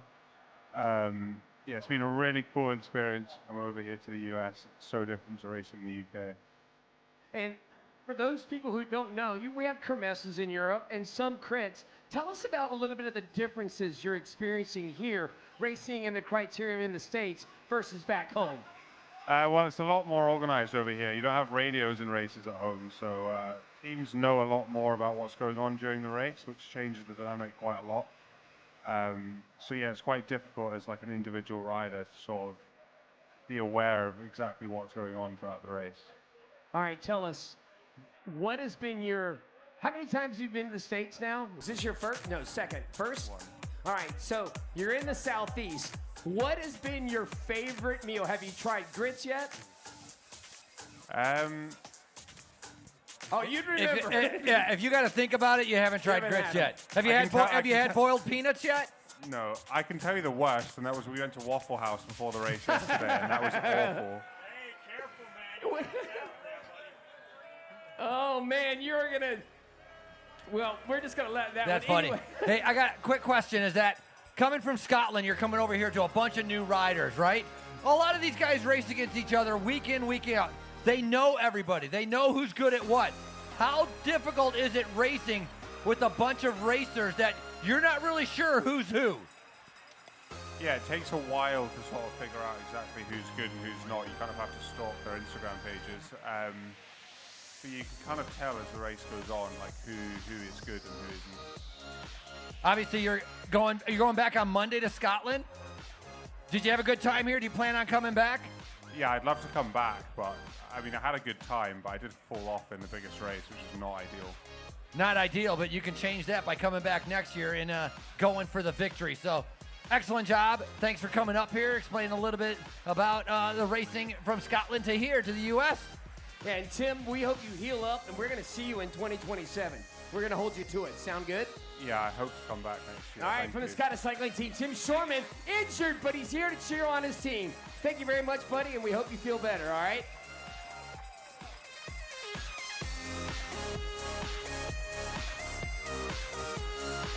Back to bike racing we go.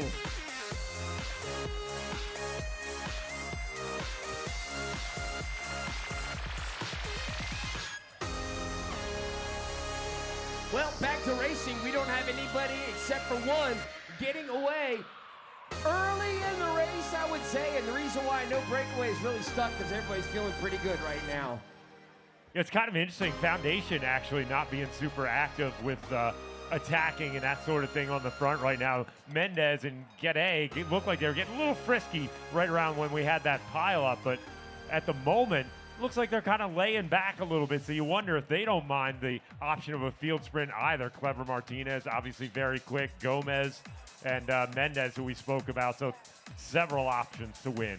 Bill, you brought up the fact that Garrison, he went solo late in the race, right? Wasn't it like with like 15 laps to go? So there's a lot that can take place between now and the end, and a solo rider can succeed because that's what happened last year. 15 laps from the end, this guy named Michael Garrison went solo.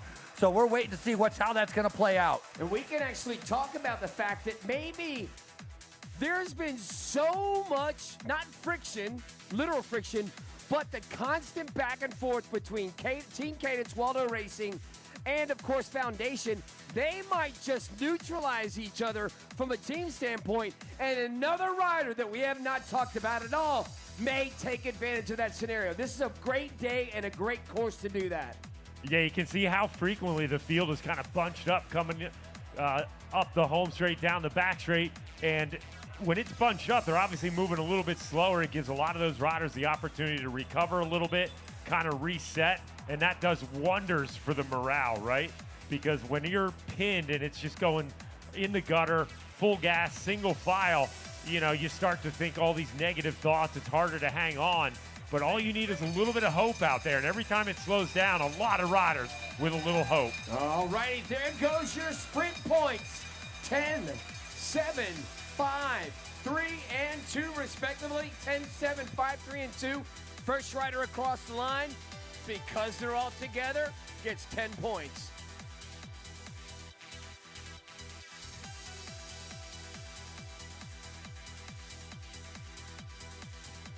So as Chad indicated, that bell was the sprint points. So the first 5 riders across the line get points that get added to their overall total.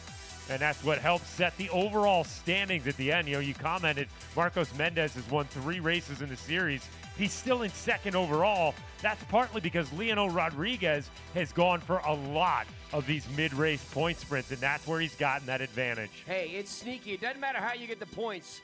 You can get them by leading a lap. You can get them at mid-race or 5 laps to go. You get them started, and you can get them, a lot of them, based on your finish position.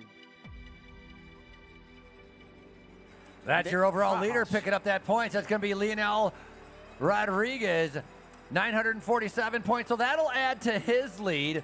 Mendez already closed that gap by about 10 points. There's only 9 points difference between Mendez and Preston I. So Mendez obviously moved into second in the overall standings. Brian Gomez sitting in fourth.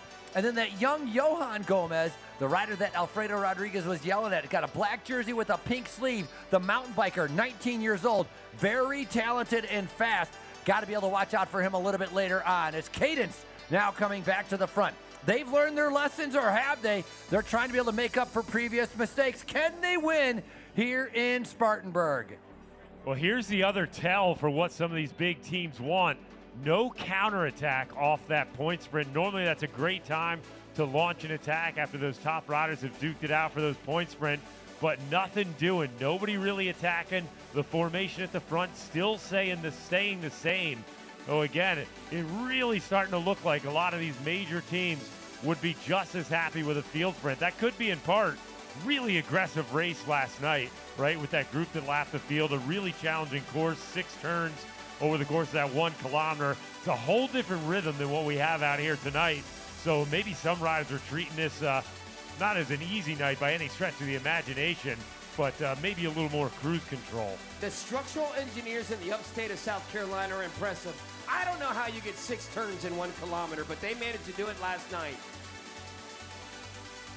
Once again, I'd like to be able to thank the Gibbs Cancer Center and Spartanburg Medical Center. Partners being able to bring the Spartanburg Criterium to life. The fastest night in the upstate. A lot of racing still to go. Now, there's a lot of names we have not mentioned because they're sitting in. They're trying to be able to stay as rested as possible for the final sprint. There are sprinters here that they are good and they are fast for the final 200 meters. They're going to try to do absolutely nothing for the entire day and then show off their speed at the end. There's other riders that are going to try to be able to break away. Other riders that are going to try to get rid of the sprinters because they know they don't have the speed to win unless they can get rid of them. One of the main favorites, the Stars and Stripes jersey of Lucas Burgoyne, coming out of Austin, Texas. And he got that Stars and Stripes jersey because he's your current U.S. Professional Criterium National Champion. So he's one of those riders that's sitting in and doing nothing right now. He's got a pretty strong team, but man, the foundation riders in the red and white jerseys, the ones that have been attacking, they got a ton of fast riders as well, as Gagay from Foundation now attacking again. I don't know, man. If I'm on another team, this race is now officially picking up with Foundation and Team Cadence saying they've had enough. Bill, tell us what it's like. This is a national crit on TV, big-time racing on the international level. I forgot what I was going to say. It was going to be unbelievably good. Oh, I know what it was. It was, hey, I'm being honest. I saw the race and then the race monitor. I'm like, wait a minute, hold on. Yeah. So, it is good. The question to you, Bill, is You see the kind of negative racing between Foundation and Cadence, attacking each other and then regathering. If I'm a director on another team, do you take a chance and send one of your riders up there on a team that's good but not great and take advantage of this battle between the two teams? Yeah, absolutely. I think some of the smaller teams should be paying pretty close attention to what's going on and look for an opportunity out here. And I think there's been a lot of opportunities that exist.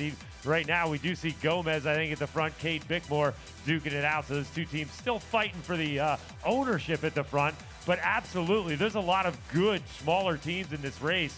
You know, we talked about the EF crew, the Doylestown Bike Works crew from Pennsylvania. A lot of squads that could dip their hand in the mix and kind of fly under the radar just a little bit. If nothing else, they could get up the road before any real fireworks happen. And of course, when I say that, you've got Foundation getting up the road at this time. It's hard to tell with that green who is up there with them. One Heart Racing on the attack right there. Gagay in the blue shoes. You can tell Gagay from Mendez and some of the other ones because he's got those blue shoes on. Danny Summerhill going after it, and Luke Fetzer now finding himself in the breakaway as well. Now, Cadence is not going to work with this. They've been shutting things down, trying to be able to make the sprint. But look at the orange jersey. Again, so attentive. When you're that strong, everything seems easy for you.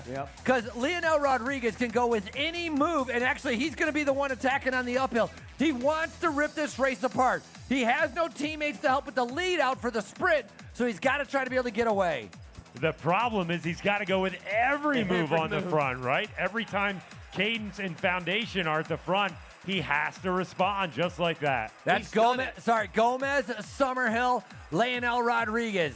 The Uruguayan, Summerhill out of Centennial, Colorado, and then Brian Gomez, the Colombian, a two-time winner of the Athens Twilight Criterium, a previous Pan American champion on the track, and Gomez is in full power as Fetzer now trying to be able to bring. Look how it's strung out. One single line. Right now, the gas pedal is to the floor. All it takes is for Danny Summerhill and Brian Gomez to front to hear everybody yelling up, up, up, up, up, meaning it's single file and it's going to be getting really hard here.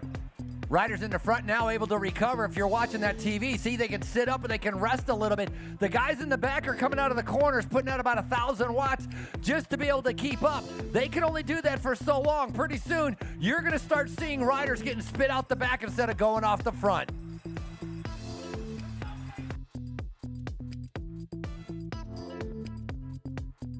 Hey, so what we're going to do is Frankie's going to walk down there, grab some professional bell ringer. You know what? These guys have been racing hard and fast, but why not dip into Spartanburg Regional Healthcare System's back pocket, get some money out, and throw out a 3-place preem for this next lap? And what does that do, Bill?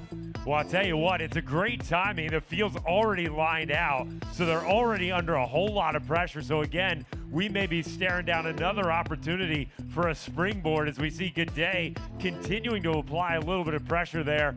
You know, obviously he's a very strong worker for the Foundation squad, but looks like Fetzer closing down that gap. Fetzer not even going to come through. He's just going to kind of soft pedal a little bit now that he's got that buttoned up.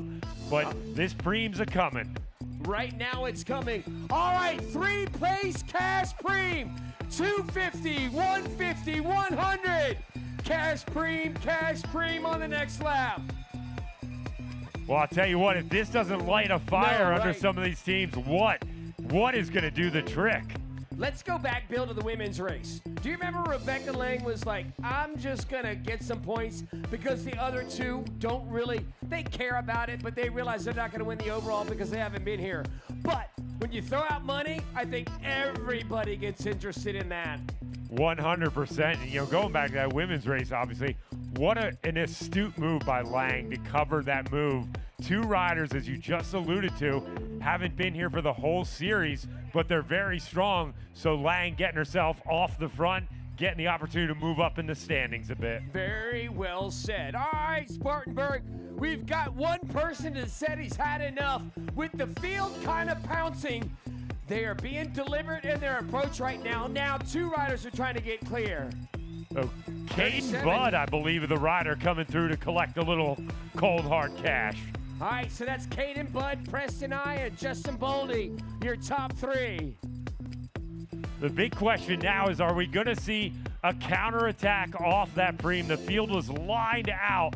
Preston I, very astute to cover that move.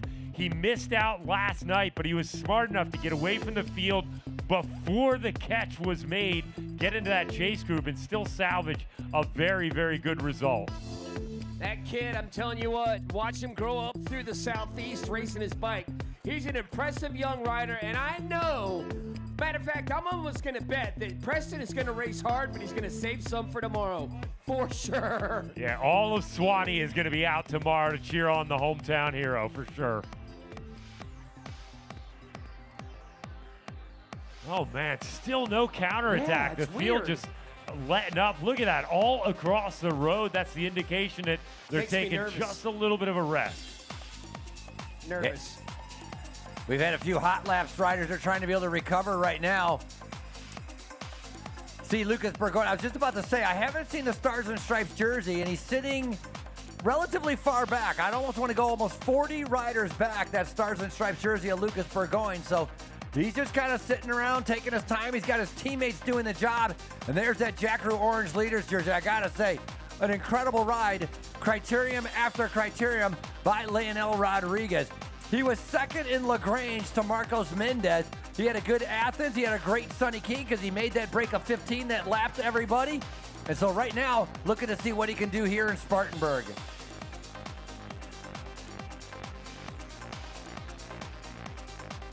I can tell you this, when I was 17, I wasn't riding at the front of a professional bike race. Yeah, I tell you what, it shows a whole lot of promise for the youngsters that are up in the mix. Again, last night we saw some of that same activity by those riders astutely making that chase group, putting a number of riders inside the top 10 as our riders coming on through. Wall to wall coming up the hill here. Makes me nervous to see that. It does. Every race we've been to normally, and granted, it's a very different race course, right? Sunny King had a little bit of a hill yesterday in Greenville, very technical with the corners, but Marcos Mendez normally is very aggressive, attacking, trying to be able to rake this race apart. He's been quiet here. He's had his teammates doing everything, so Mendez playing a little bit more conservative, I think, to be able to save a little bit of his legs for that final sprint. So very different. Burgoyne is one sitting in, not doing anything. The city bikes out of Miami, Alfredo Rodriguez, the two-time winner of this race, sitting in. He has a white jersey with the red helmet. So there are some of the fastest sprinters in the entire nation waiting until we get down to that final lap. Bill, do you think that Team Cadence and the Team Foundation have gotten the same objective without even having a conversation? I think Foundation is maybe following the Cadence lead right now. That's what I think. This course, obviously a lot different than last night. It's actually a pretty hard course to get a breakaway on because you've got to keep that speed so high. You've got to put out so much power to stay away, and I think they recognize that. So I think they're willing to play this same game tonight. Okay, what happened is Foundation started very aggressively trying to be able to break the race apart. They realized the response from Cadence that they were paying attention, and it's so fast it's hard to get away, so they decided to be able to shut that down. They have to adjust their tactics. Cadence riding a better race than they did in Sunny King and a better race than they did yesterday in Greenville. And so that reaction to the group. Yesterday, they're supposed to set up that race for Lucas Burgoyne, and things just played out differently. Two riders from Foundation made it into the break. Two riders from Cadence made it into the break. And of course, we had Leonel Rodriguez, the guy's ever present, and so he made it up there as well. So the battle continues, but let's not rule out. We could have a surprise winner. We've been talking about the same two teams. There's 90 riders out on the race course. Anything can happen, and it's not just coming down to only two teams.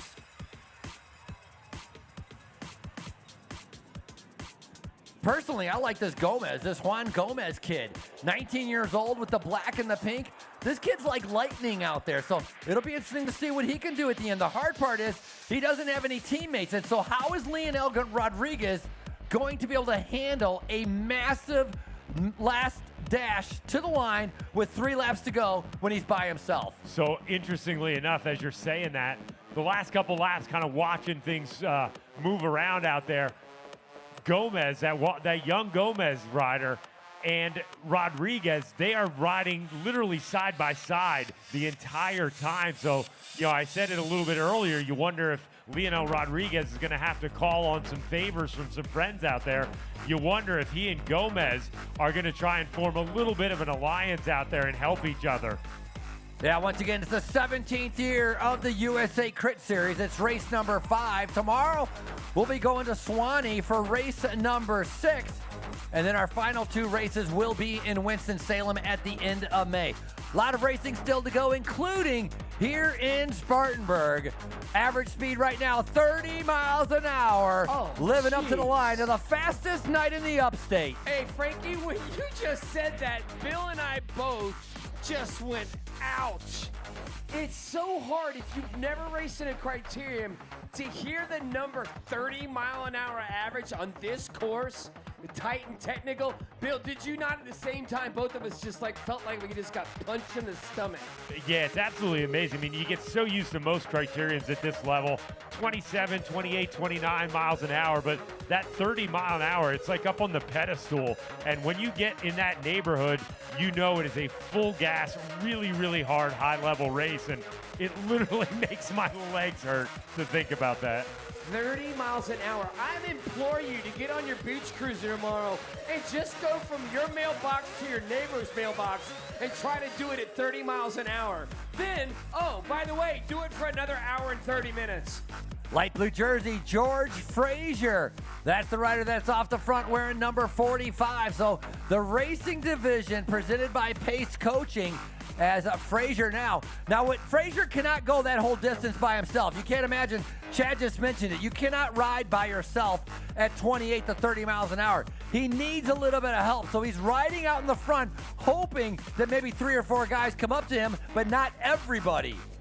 Again, a very astute move, because the later you get into the race, you know there's probably going to be some fireworks, and it's hard to cover everything. So sometimes it's easier to go on the offensive a little earlier, spend a little extra energy, get out there, let stuff hit the fan behind you, and then let the selection come up from behind.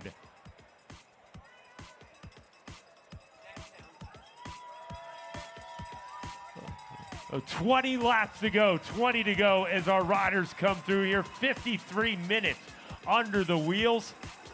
30 miles an hour, absolutely amazing. That means we've already covered probably about 26 or so miles an hour, 27 miles an hour in 53 minutes. Most regional elite racers, and I mean racers that race predominantly in the Southeast, occasionally get to tangle with the big guys and the big women.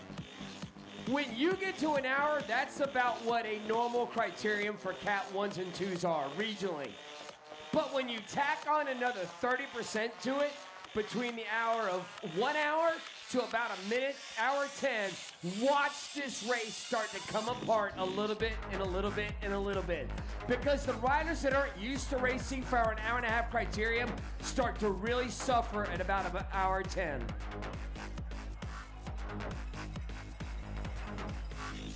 Making his way up to the front with the Cliff Family Foundation now, Preston I, that 21-year-old coming out of Suwannee, Georgia. Sitting in that purple jersey right now, second position coming by. Cesar Gallego leading him through. One Heart Racing now starting to be able to make their way in front as well. The red and white jerseys look like they're starting to align themselves. They look almost like they're third, fourth, fifth, sixth. The Uruguayans starting to be able to follow him. So very early on, Foundation starting to be able to follow each other.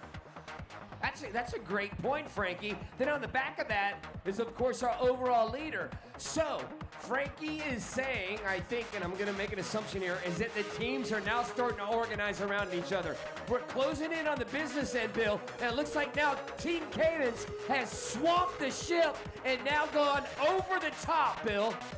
Well, I'll tell you what, I was just pointing out, Lucas Burgoyne actually moving up the left side of the field, so now finally putting himself near the front. So Cadence, again, obviously thinking very similar tactic here as Foundation, trying to get into formation early, get settled in, because I would imagine by about 12 or 10 laps to go, it is going to get really, really fast. Yep, fast, Frankie, and I am looking forward because clearly the race is telling us that this wants to become a bunch sprint between 3 different teams or 2. The battle that we're going to see between the team in red and the team in blue and gray and white, between Team Cadence, Waldo Racing, and Foundation, is going to be a fascinating watch. Yeah, what a head-to-head showdown we may be looking at between some of the fastest sprinters on the Criterium circuit tonight as Cadence and Foundation absolutely throwing punches. Remember, Foundation New York City squad, they're your overall team leader here ahead of Cadence Cycle, represented by Waldo Racing, the One Heart squad in 3rd. Winston-Salem Flow 4th on the team overall. The racing division rounding out the current top 5 in the overall team standings. Riders coming through with 17 laps to go. 17 to go, lap cards. 17 laps to go. Chad, at what point do you think, I don't want to call it the lead out. You know what I'm talking about, where a team is going to try to be able to take control. At what point do you think that will start to be able to happen? It's happening. Oh, wow. I thought for a second there we had a little dust up. Frank, it's already starting to happen. You've got Cadence up on the left, and you've got I'm talking about a squad on the front, controlling the pace, preventing anybody from attacking, and going with their line, with their team in formation. Yep, I'm going to say they're going to start trying it now, but no team is going to be able to gain control until like 3 to go. I think 10 to go is when we're really going to see things start to light up. You can see Foundation trying to settle in. They're not looking to dial the pace up just yet. They're just trying to organize all their riders. They don't want to go to the front and make it too hard now, because if some of their riders are out of position, it's going to be too hard to get to the front. Yeah, a lot of racing still to go. What's going to end up happening as well, and I agree with both of you guys riders right now, but once we get to 10 to go, both of those teams, I think, are going to wait for the other one to be able to take control. Foundation wants to be able to save themselves for that final 3 laps. Cadence wants to save themselves for the final 3 laps. So it's going to be a little bit, and that's what's going to make it dangerous, because nobody's going to commit to it to be able to string it out and keep their sprinter in a good position. So as they wait for each other, it only becomes more dangerous until finally their hand is forced, but that's where things can backfire on them. So hopefully they don't have to learn a lesson tonight to be able to figure that out for what's coming in for the later criteriums. Well, I think the other thing to consider is that little period where they're going to settle in at the front before they dial it in. That's going to give other riders, individuals, or other smaller teams the opportunity to launch a last-ditch attack and maybe catch the sprinters' teams before they really ramp up that pace. And if they can get 10, 12 seconds, that could work out. Once again, my name's Frankie Andreu alongside of Bill Elliston and Chad Andrews here at our Spartanburg Criterium as the riders come through with 15 laps to go. All part of race number 5 of the USACRITS series. This is going to be WWF style. I firmly believe that. You have 2 strong-minded, strong teams that are literally going to be battling on the front. The red of Foundation and the black, blue, and white of Team Cadence. And as Bill said, we might have a surprise. Throw a fly in the ointment. This is what this race is telling us as we look at the tea leaves. Well, that's the thing for these maybe unknown riders or riders that don't quite have the same pedigree as the champions. They've got to look for that opening. They've got to look for that spot. And you always know there's that lull between what, Frankie's alluding to with when that lead out gets together and then that point in the last 3 or 4 laps when it's literally full gas. You've got a couple lap window there where if you're an opportunist, you don't want the scrum of a big field sprint. That's your window of opportunity. Yep, it's closing right now. If you're an individual rider trying to get to glory, your time is running out because Team Cadence, Mike's Bikes, we've got, not Mike's Bikes, apologies guys out in California. We've got City Bikes now also trying to throw, and one would guess that would be Alfredo Rodriguez. He absolutely loves this course. That light blue jersey, George Frazier punching again, trying to be able to get away. Problem is you can't just ride on the front and drop guys off your wheel. You got to be able to attack hard. You got to be able to get the gap. That's sometimes the hardest part, but my goodness. At the speed they're going right now, it is just chaos out there. Nobody taking control, and this is the scary part of the bike race right now, waiting to see which riders are going to be able to stay upright. Because remember, there's no more free laps with 8 laps to go as they're getting ready to come around and see 13 to go.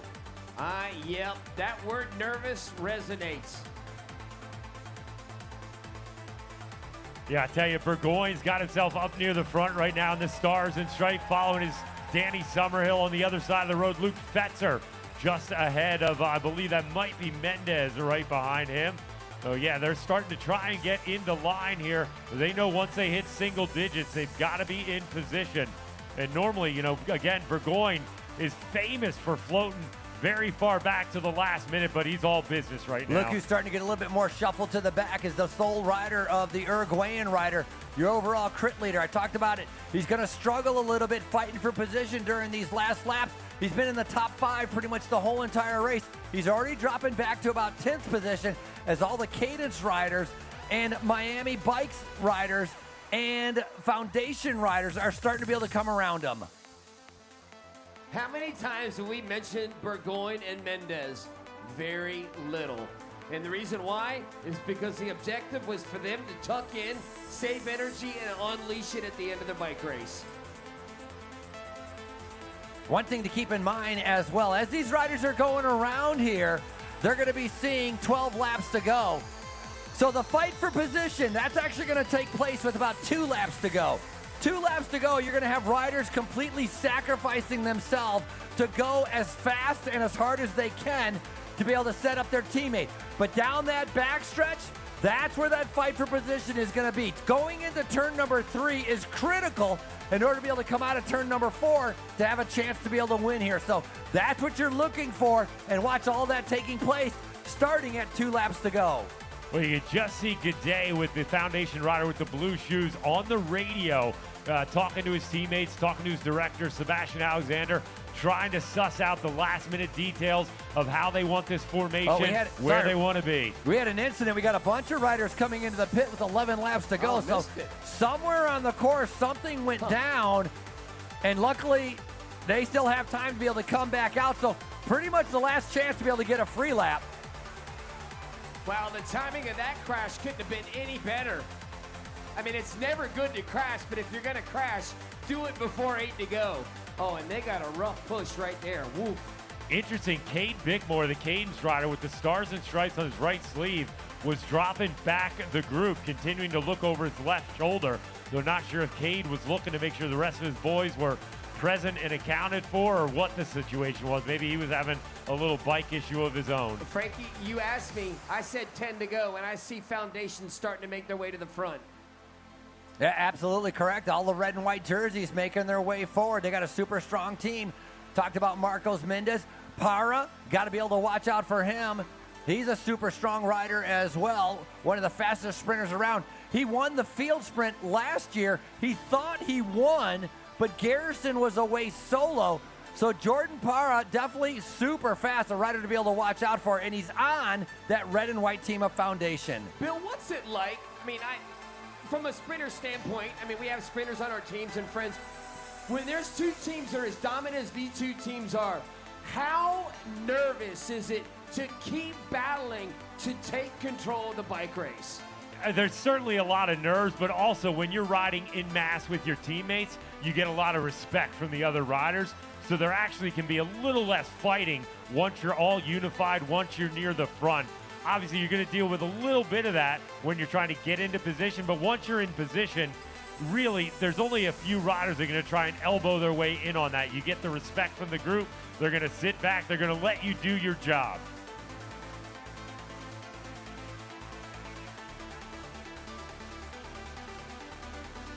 Well, looking at our group, Danny Summerhill in second wheel. He's got a Foundation rider on the wheel. We've been talking about it all night that we think it's going to get dialed in at 10 to go. We are now inside of that as we've got 9 to go on the lap board, waiting for one of these teams to start to string this thing out. Yeah, Cade Bickmore, that's the rider that's on the front right now for Cadence. And you got Lucas Burgoyne. Right behind him is Danny Summerhill acting as a sweeper. Stars and Stripes jersey sitting in the top 10. Your overall USA Crit leader with Leonel Rodriguez sitting in that top 10 as well. The Foundation rider starting to get a little bit mixed up as well. Now looking for the white jersey with the red helmet. If Alfredo Rodriguez is up there, Miami Bikes or City Bikes, excuse me, the team out of Miami, trying to be able to do something as well. So a lot of different riders. If you've been sitting in and you've been staying rested, now's the opportunity you're waiting to see if you can break away, maybe be able to go solo or save your legs for that final sprint. Nobody has control, even though it's Foundation and Team Cadence. They are still mixed up in group. Now they are slowly starting to organize, Bill, and this is where the rubber meets the pavement. You can see Burgoyne up there following Fetzer. That's his trusted lieutenant. Both riders reigning national champions. Fetzer, your under-23 champion. Burgoyne, your elite champion, up there in the mix. 8 to go. Riders 8 laps to go. Free lap rule has expired. Those guys get in the pit and out just at the right time. Clever Martinez now showing himself on the front. Clever, the winner last year at the Athens Twilight Criterium. He's had some great rides this year, but he is a loyal lieutenant. I got to talk to him after Sunny King, and he's 37 years old, I think, 36. Yep. And he tells me he's riding every bit as well as he ever has this year, and he is so motivated, still enjoying it, and it's great to see him out there still just providing a great service to his teammates. All right, so clearly right now, the way it's going to unfold is that Brian Gomez is going to be the lead out for Mendez, and Danny Summerhill is going to be the last rider there for Lucas Burgoyne. When we say Summerhill and we say Gomez, it is go time.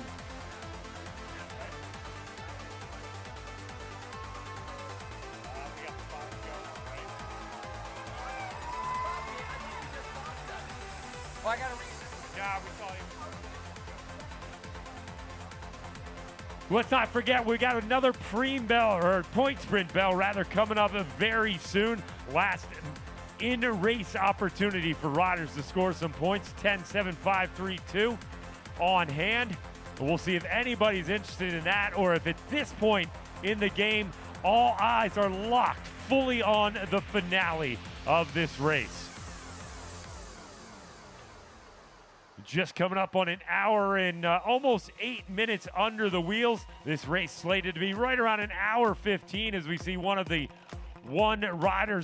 racing riders going up the inside. We talked about that potential for a last-ditch attack before the lead-out got organized. That's exactly what's going on right now. Clever Martinez very astutely covering that move. There is our bell. Point sprint, point sprint, point sprint, point sprint. Riders, point sprint, point sprint, point sprint. You saw Fetzer going up the inside, trying to cover that move. He doesn't want to let Martinez and that other rider slip away. So Fetzer going to get up there, going to sit on that move. They've got some company. That looks like it's going to be that young rider out of California again, making that gap. George Frazier getting across, I believe, to that move as well, as we're now waiting to see who's going to take that points opportunity. Luke Fetzer on the front. He's neutralizing that group very, very quickly, looking back, trying to make sure his teammates are getting back on the wheel. So we've got Fetzer and we've got Martinez there, both with a field sprint interest in mind.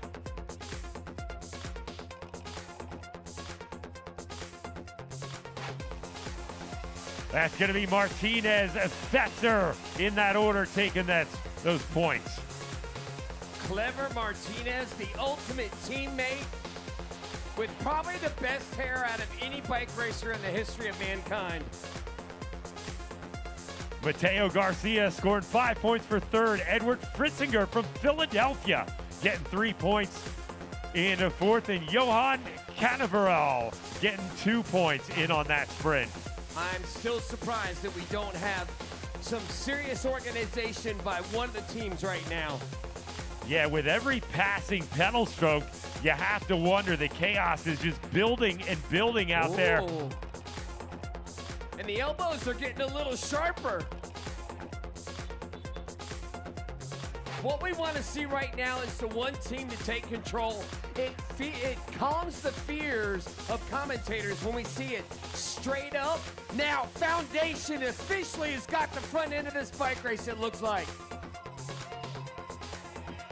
Nope, I lied. I thought so, but maybe not. Well, Foundation coming up the middle. On either side, they've got riders from Cadence trying to get themselves together, but Foundation with 3 riders in that top 5, another 2 riders just a few wheels back. But they are really starting to get it lined up. We're going to be looking at Gomez. We're going to be looking at Jordan Parra. We're going to be looking at Gaudet in there setting the tempo. Gosh, this is, I tell you what, for a race that was reasonably benign for the most part, we knew that this is what the modus was going to be from both these teams. And now the conversations are clicking as Team Foundation is on the left. Oh, my word. The red and white jerseys from Foundation. 5 riders in a line. They've got a couple Cadence riders on their right, and they are going to be bumping and grinding out there trying to maintain control on the front. Riders getting ready to see 3 laps to go. 3 to go, 3 to go, 3 laps to go, 3 to go, 3 to go, 3 to go. Now the big question with Foundation on the front, with the speed that they're going, can Cadence come over the top to take control, or are they willing to be able to sit back? The battle is erupting right now with 3 laps to go. Well, I think they're going to let Foundation take control. For my money, Summerhill, Fetzer, and Burgoyne are going to pull one on the last half lap and try and just go like a locomotive over the top. That is such a huge risk. And I mean a huge risk. To race it as the last lap of the bike race would be terrifying and exciting all in the same breath. Well, you can see the speed on the front. It's still not full gas. It's still not totally single file. That opens the opportunity rather, for that kind of move to happen with a train going over the top. So Foundation, as these laps wind down, we're going to get 2 to go. We've got the Gambler Preem, I believe. Gambler Preem, Gambler Preem, Gambler Preem, Gambler Preem. Well, guess what? Nobody, and I mean nobody outside of either red or gray is going to get this Gambler Preem, Bill. Clever Martinez back on the front. Danny Summerhill on the outside, still trying to hold his ground. Keeps looking over his shoulder, trying to find Fetzer, trying to find Burgoyne. A little bit of chaos right now for Team Cadence. Yeah, the only person behind him was Lucas Burgoyne. So now it's down to Danny Summerhill, hopefully taking advantage of the Foundation train. Burgoyne's on the left, and right now you've got Danny Summerhill on the left. That's so confusing. So, Lucas Burgoyne is trying to swamp the train. He is fighting shoulder to shoulder with Brian Gomez right now, and Gomez, a big boy. Attention, riders. 1 lap to go. 1 to go, 1 to go, 1 to go. Wow, this is going to be one of the more fascinating finishes we've ever had here as they are leaning and banging onto each other. Oh, look at this. Burgoyne on 4th wheel right now. It is going to be Parra trying to lead out Gomez. Mendez going to be the rider they are aiming for right now. Cadence has 1 rider left in front of Lucas. Is this going to be enough? Danny Summerhill has now found his teammate in Lucas Burgoyne. Danny Summerhill to the front, battling. Oh, Foundation taking them wide. They're going to be coming up the home straight any moment right now. Chad, bring this baby home. Ladies and gentlemen, your 2026 champion is going to be Foundation. Gets it again, Garcia.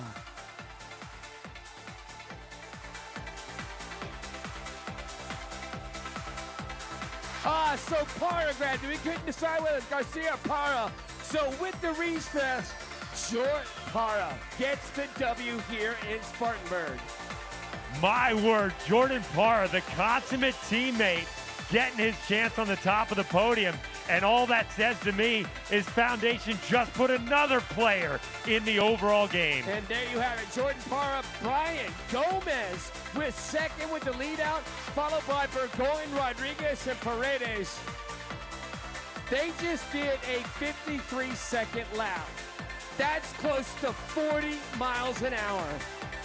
Ladies and gentlemen, your top 3, Jordan Parra from Foundation with the win. Brian Gomez from Foundation in second. Your national champion, riding for Team Cadence, presented by Waldo Racing, Lucas Burgoyne in third. We'll get those riders back here on the finish line momentarily. We'll try and get a word with Jordan Parra, and we will move directly into podiums.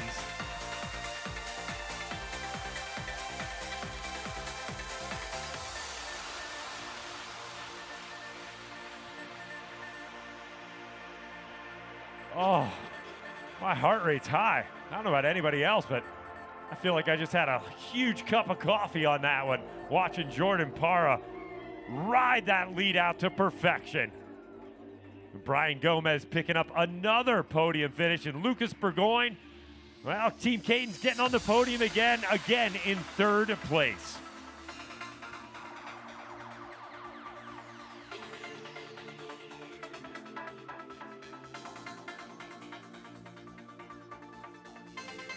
Battle Royale. Alfredo and Bickmore giving the high fives. Much respect for all of these guys. Big celebration. Here comes Jordan.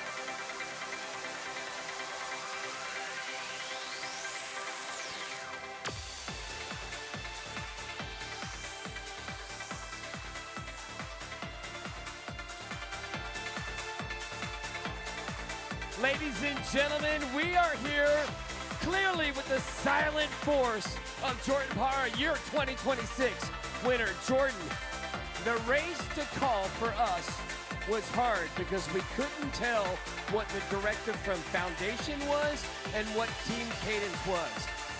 Did you guys clearly have a desire to come down to a field sprint? Dice que la carrera fue muy difícil de descifrar porque no sabían la estrategia que tenía o Foundation o Cadence.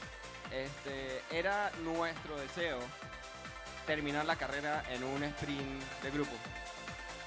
Sí, realmente nos debíamos este triunfo al sprint, ya que en Athens no lo pudimos hacer bien. Nos faltaba ganar acá el sprint y demostramos que somos un equipo competitivo, obviamente sanamente con los Cadence. Y bueno, estamos contentos de ganar al sprint. Le agradecemos a los patrocinadores, a toda la gente que viene a vernos y muy contentos de ganar hoy acá en Spartanburg.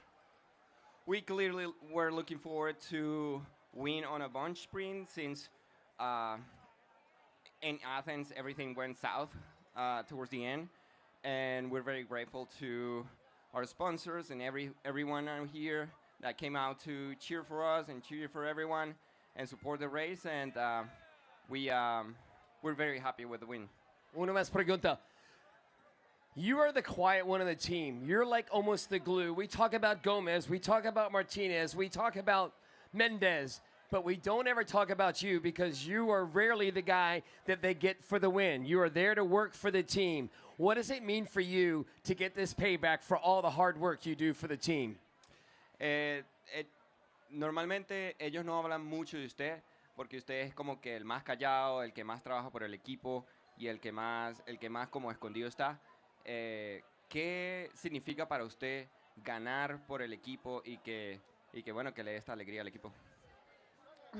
Bueno, mi trabajo, pues siempre uno hace como todo lo posible por hacerlo mejor. La estrategia siempre es una como de los ataques, de la fuga, pero yo siempre voy en el lote guardado para esperar un sprint y obviamente a veces las cosas no se dan, pero siempre estoy dispuesto a que mi equipo gane y si mi equipo gana obviamente voy a estar muy contento y es lo que vamos a hacer y por eso estoy aquí. He's always the one that we save for the win, for the sprint. So you barely see him attacking or closing gaps because we reserve him because we know he's one of the quickest one here in the country. But it doesn't matter who wins. He's always happy to, you know, if we're leading out Marcos or whoever we're leading out that day, he's gonna just do the work and do what it takes to win. And he's grateful that today he had the chance to take the win. He survived the pressure. Foundation with another win. You guys are on a hot streak. Once again, ladies and gentlemen, for Foundation, your winner, Jordan Parra.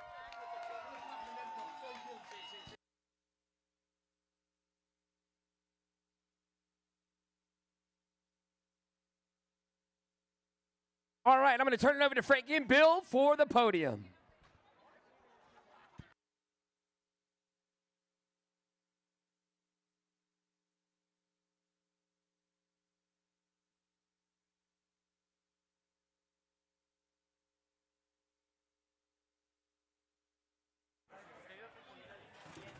Hey, Spartanburg, you guys have a good time out here? Yep. Oh, the fanciest block party around right here in downtown Spartanburg. We had a great time, and of course, you guys were amazing.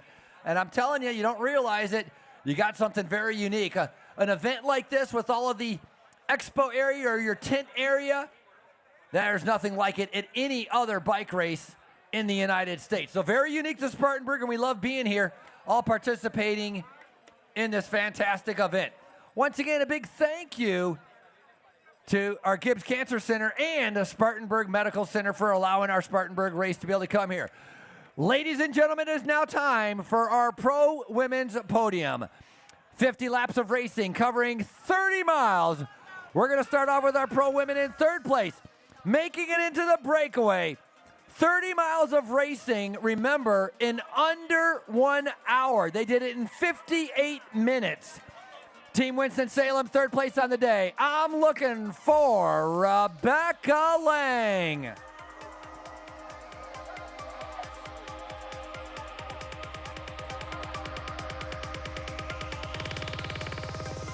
Silver medal is going to go to your Higher Dose Renova, the brand new team with Andrea Sear.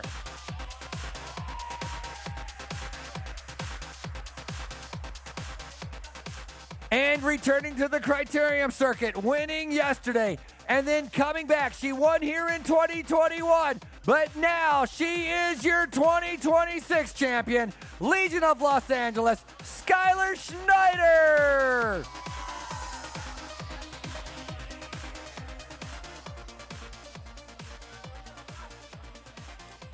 Arms up in the air. Look at these champions right here in Spartanburg. They controlled the race, they dominated the race, and they made the break.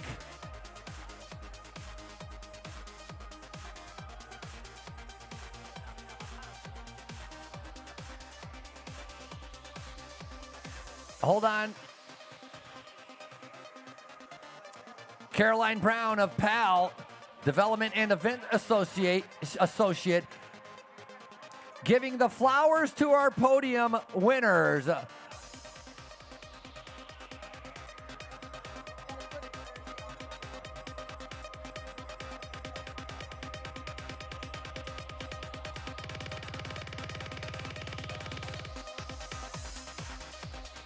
A big thank you to our supporting charity, PAL. Once again, Partners for Active Living.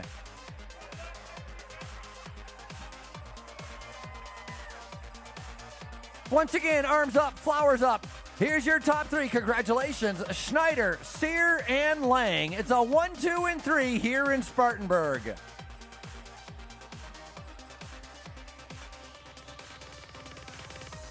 Now being presented with your winner's jersey, Thad Fisher from USACRITS presenting Skylar Schneider with the Jack Rue winner's jersey.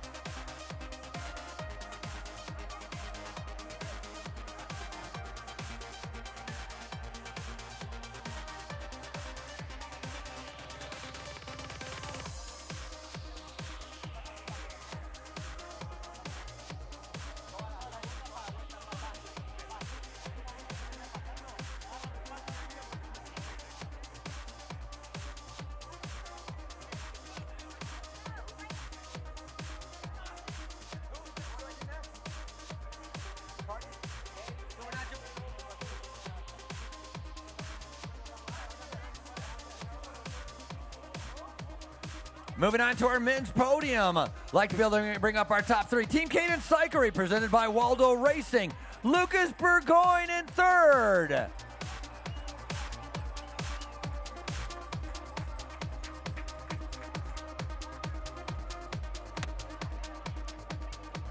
Big, powerful sprint coming up that drag for the finish line. Burgoyne finishes up in third. Foundation Cycling in the red and white. The Colombian getting better and better. It's going to be a second place. Brian Gomez.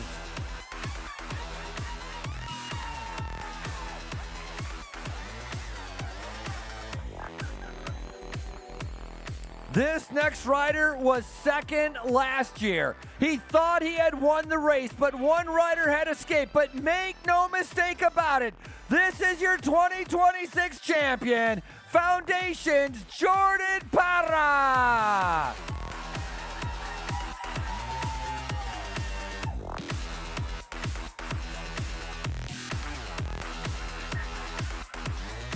Arms up in the air, it's all smiles.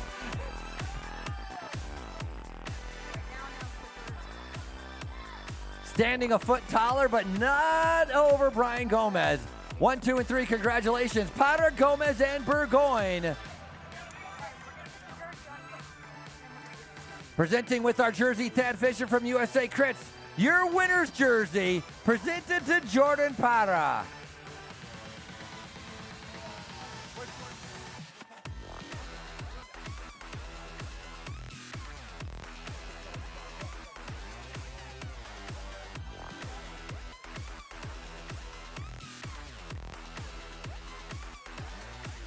Jordan Potter coming out of Colombia. Number 1 right here in Spartanburg.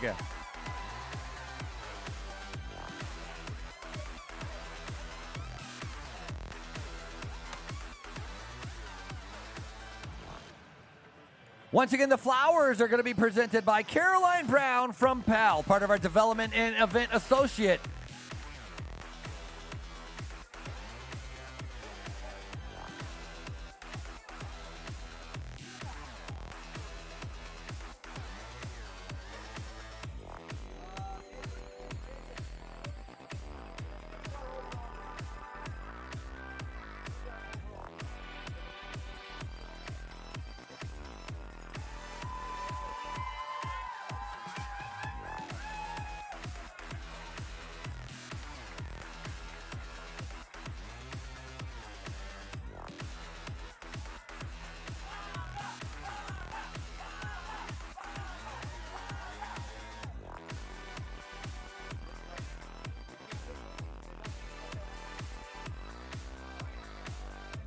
Moving on to our overall for the USA Crit Series, and we just finished up here in Spartanburg. Race number 5. Like to be able to bring up keeping the Jack Rue Orange Leaders jersey.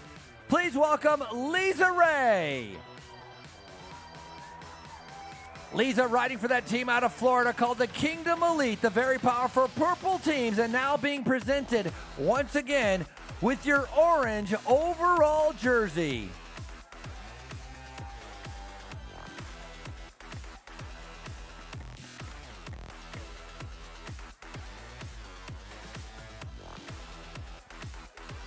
As a reminder, tomorrow heading to Sewanee, Georgia, and that's going to be USA Crit Race number 6.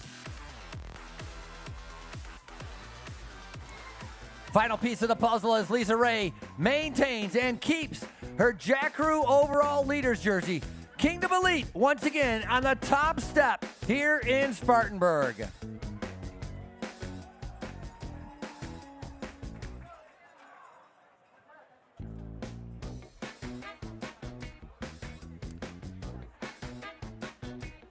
Finishing up with a great ride today, Leonel Rodriguez, finishing in the top 10, collecting enough points. The rider out of Uruguay, riding the white and blue, is a national champion from Uruguay. Your overall USA Crit leader, Leonel Rodriguez.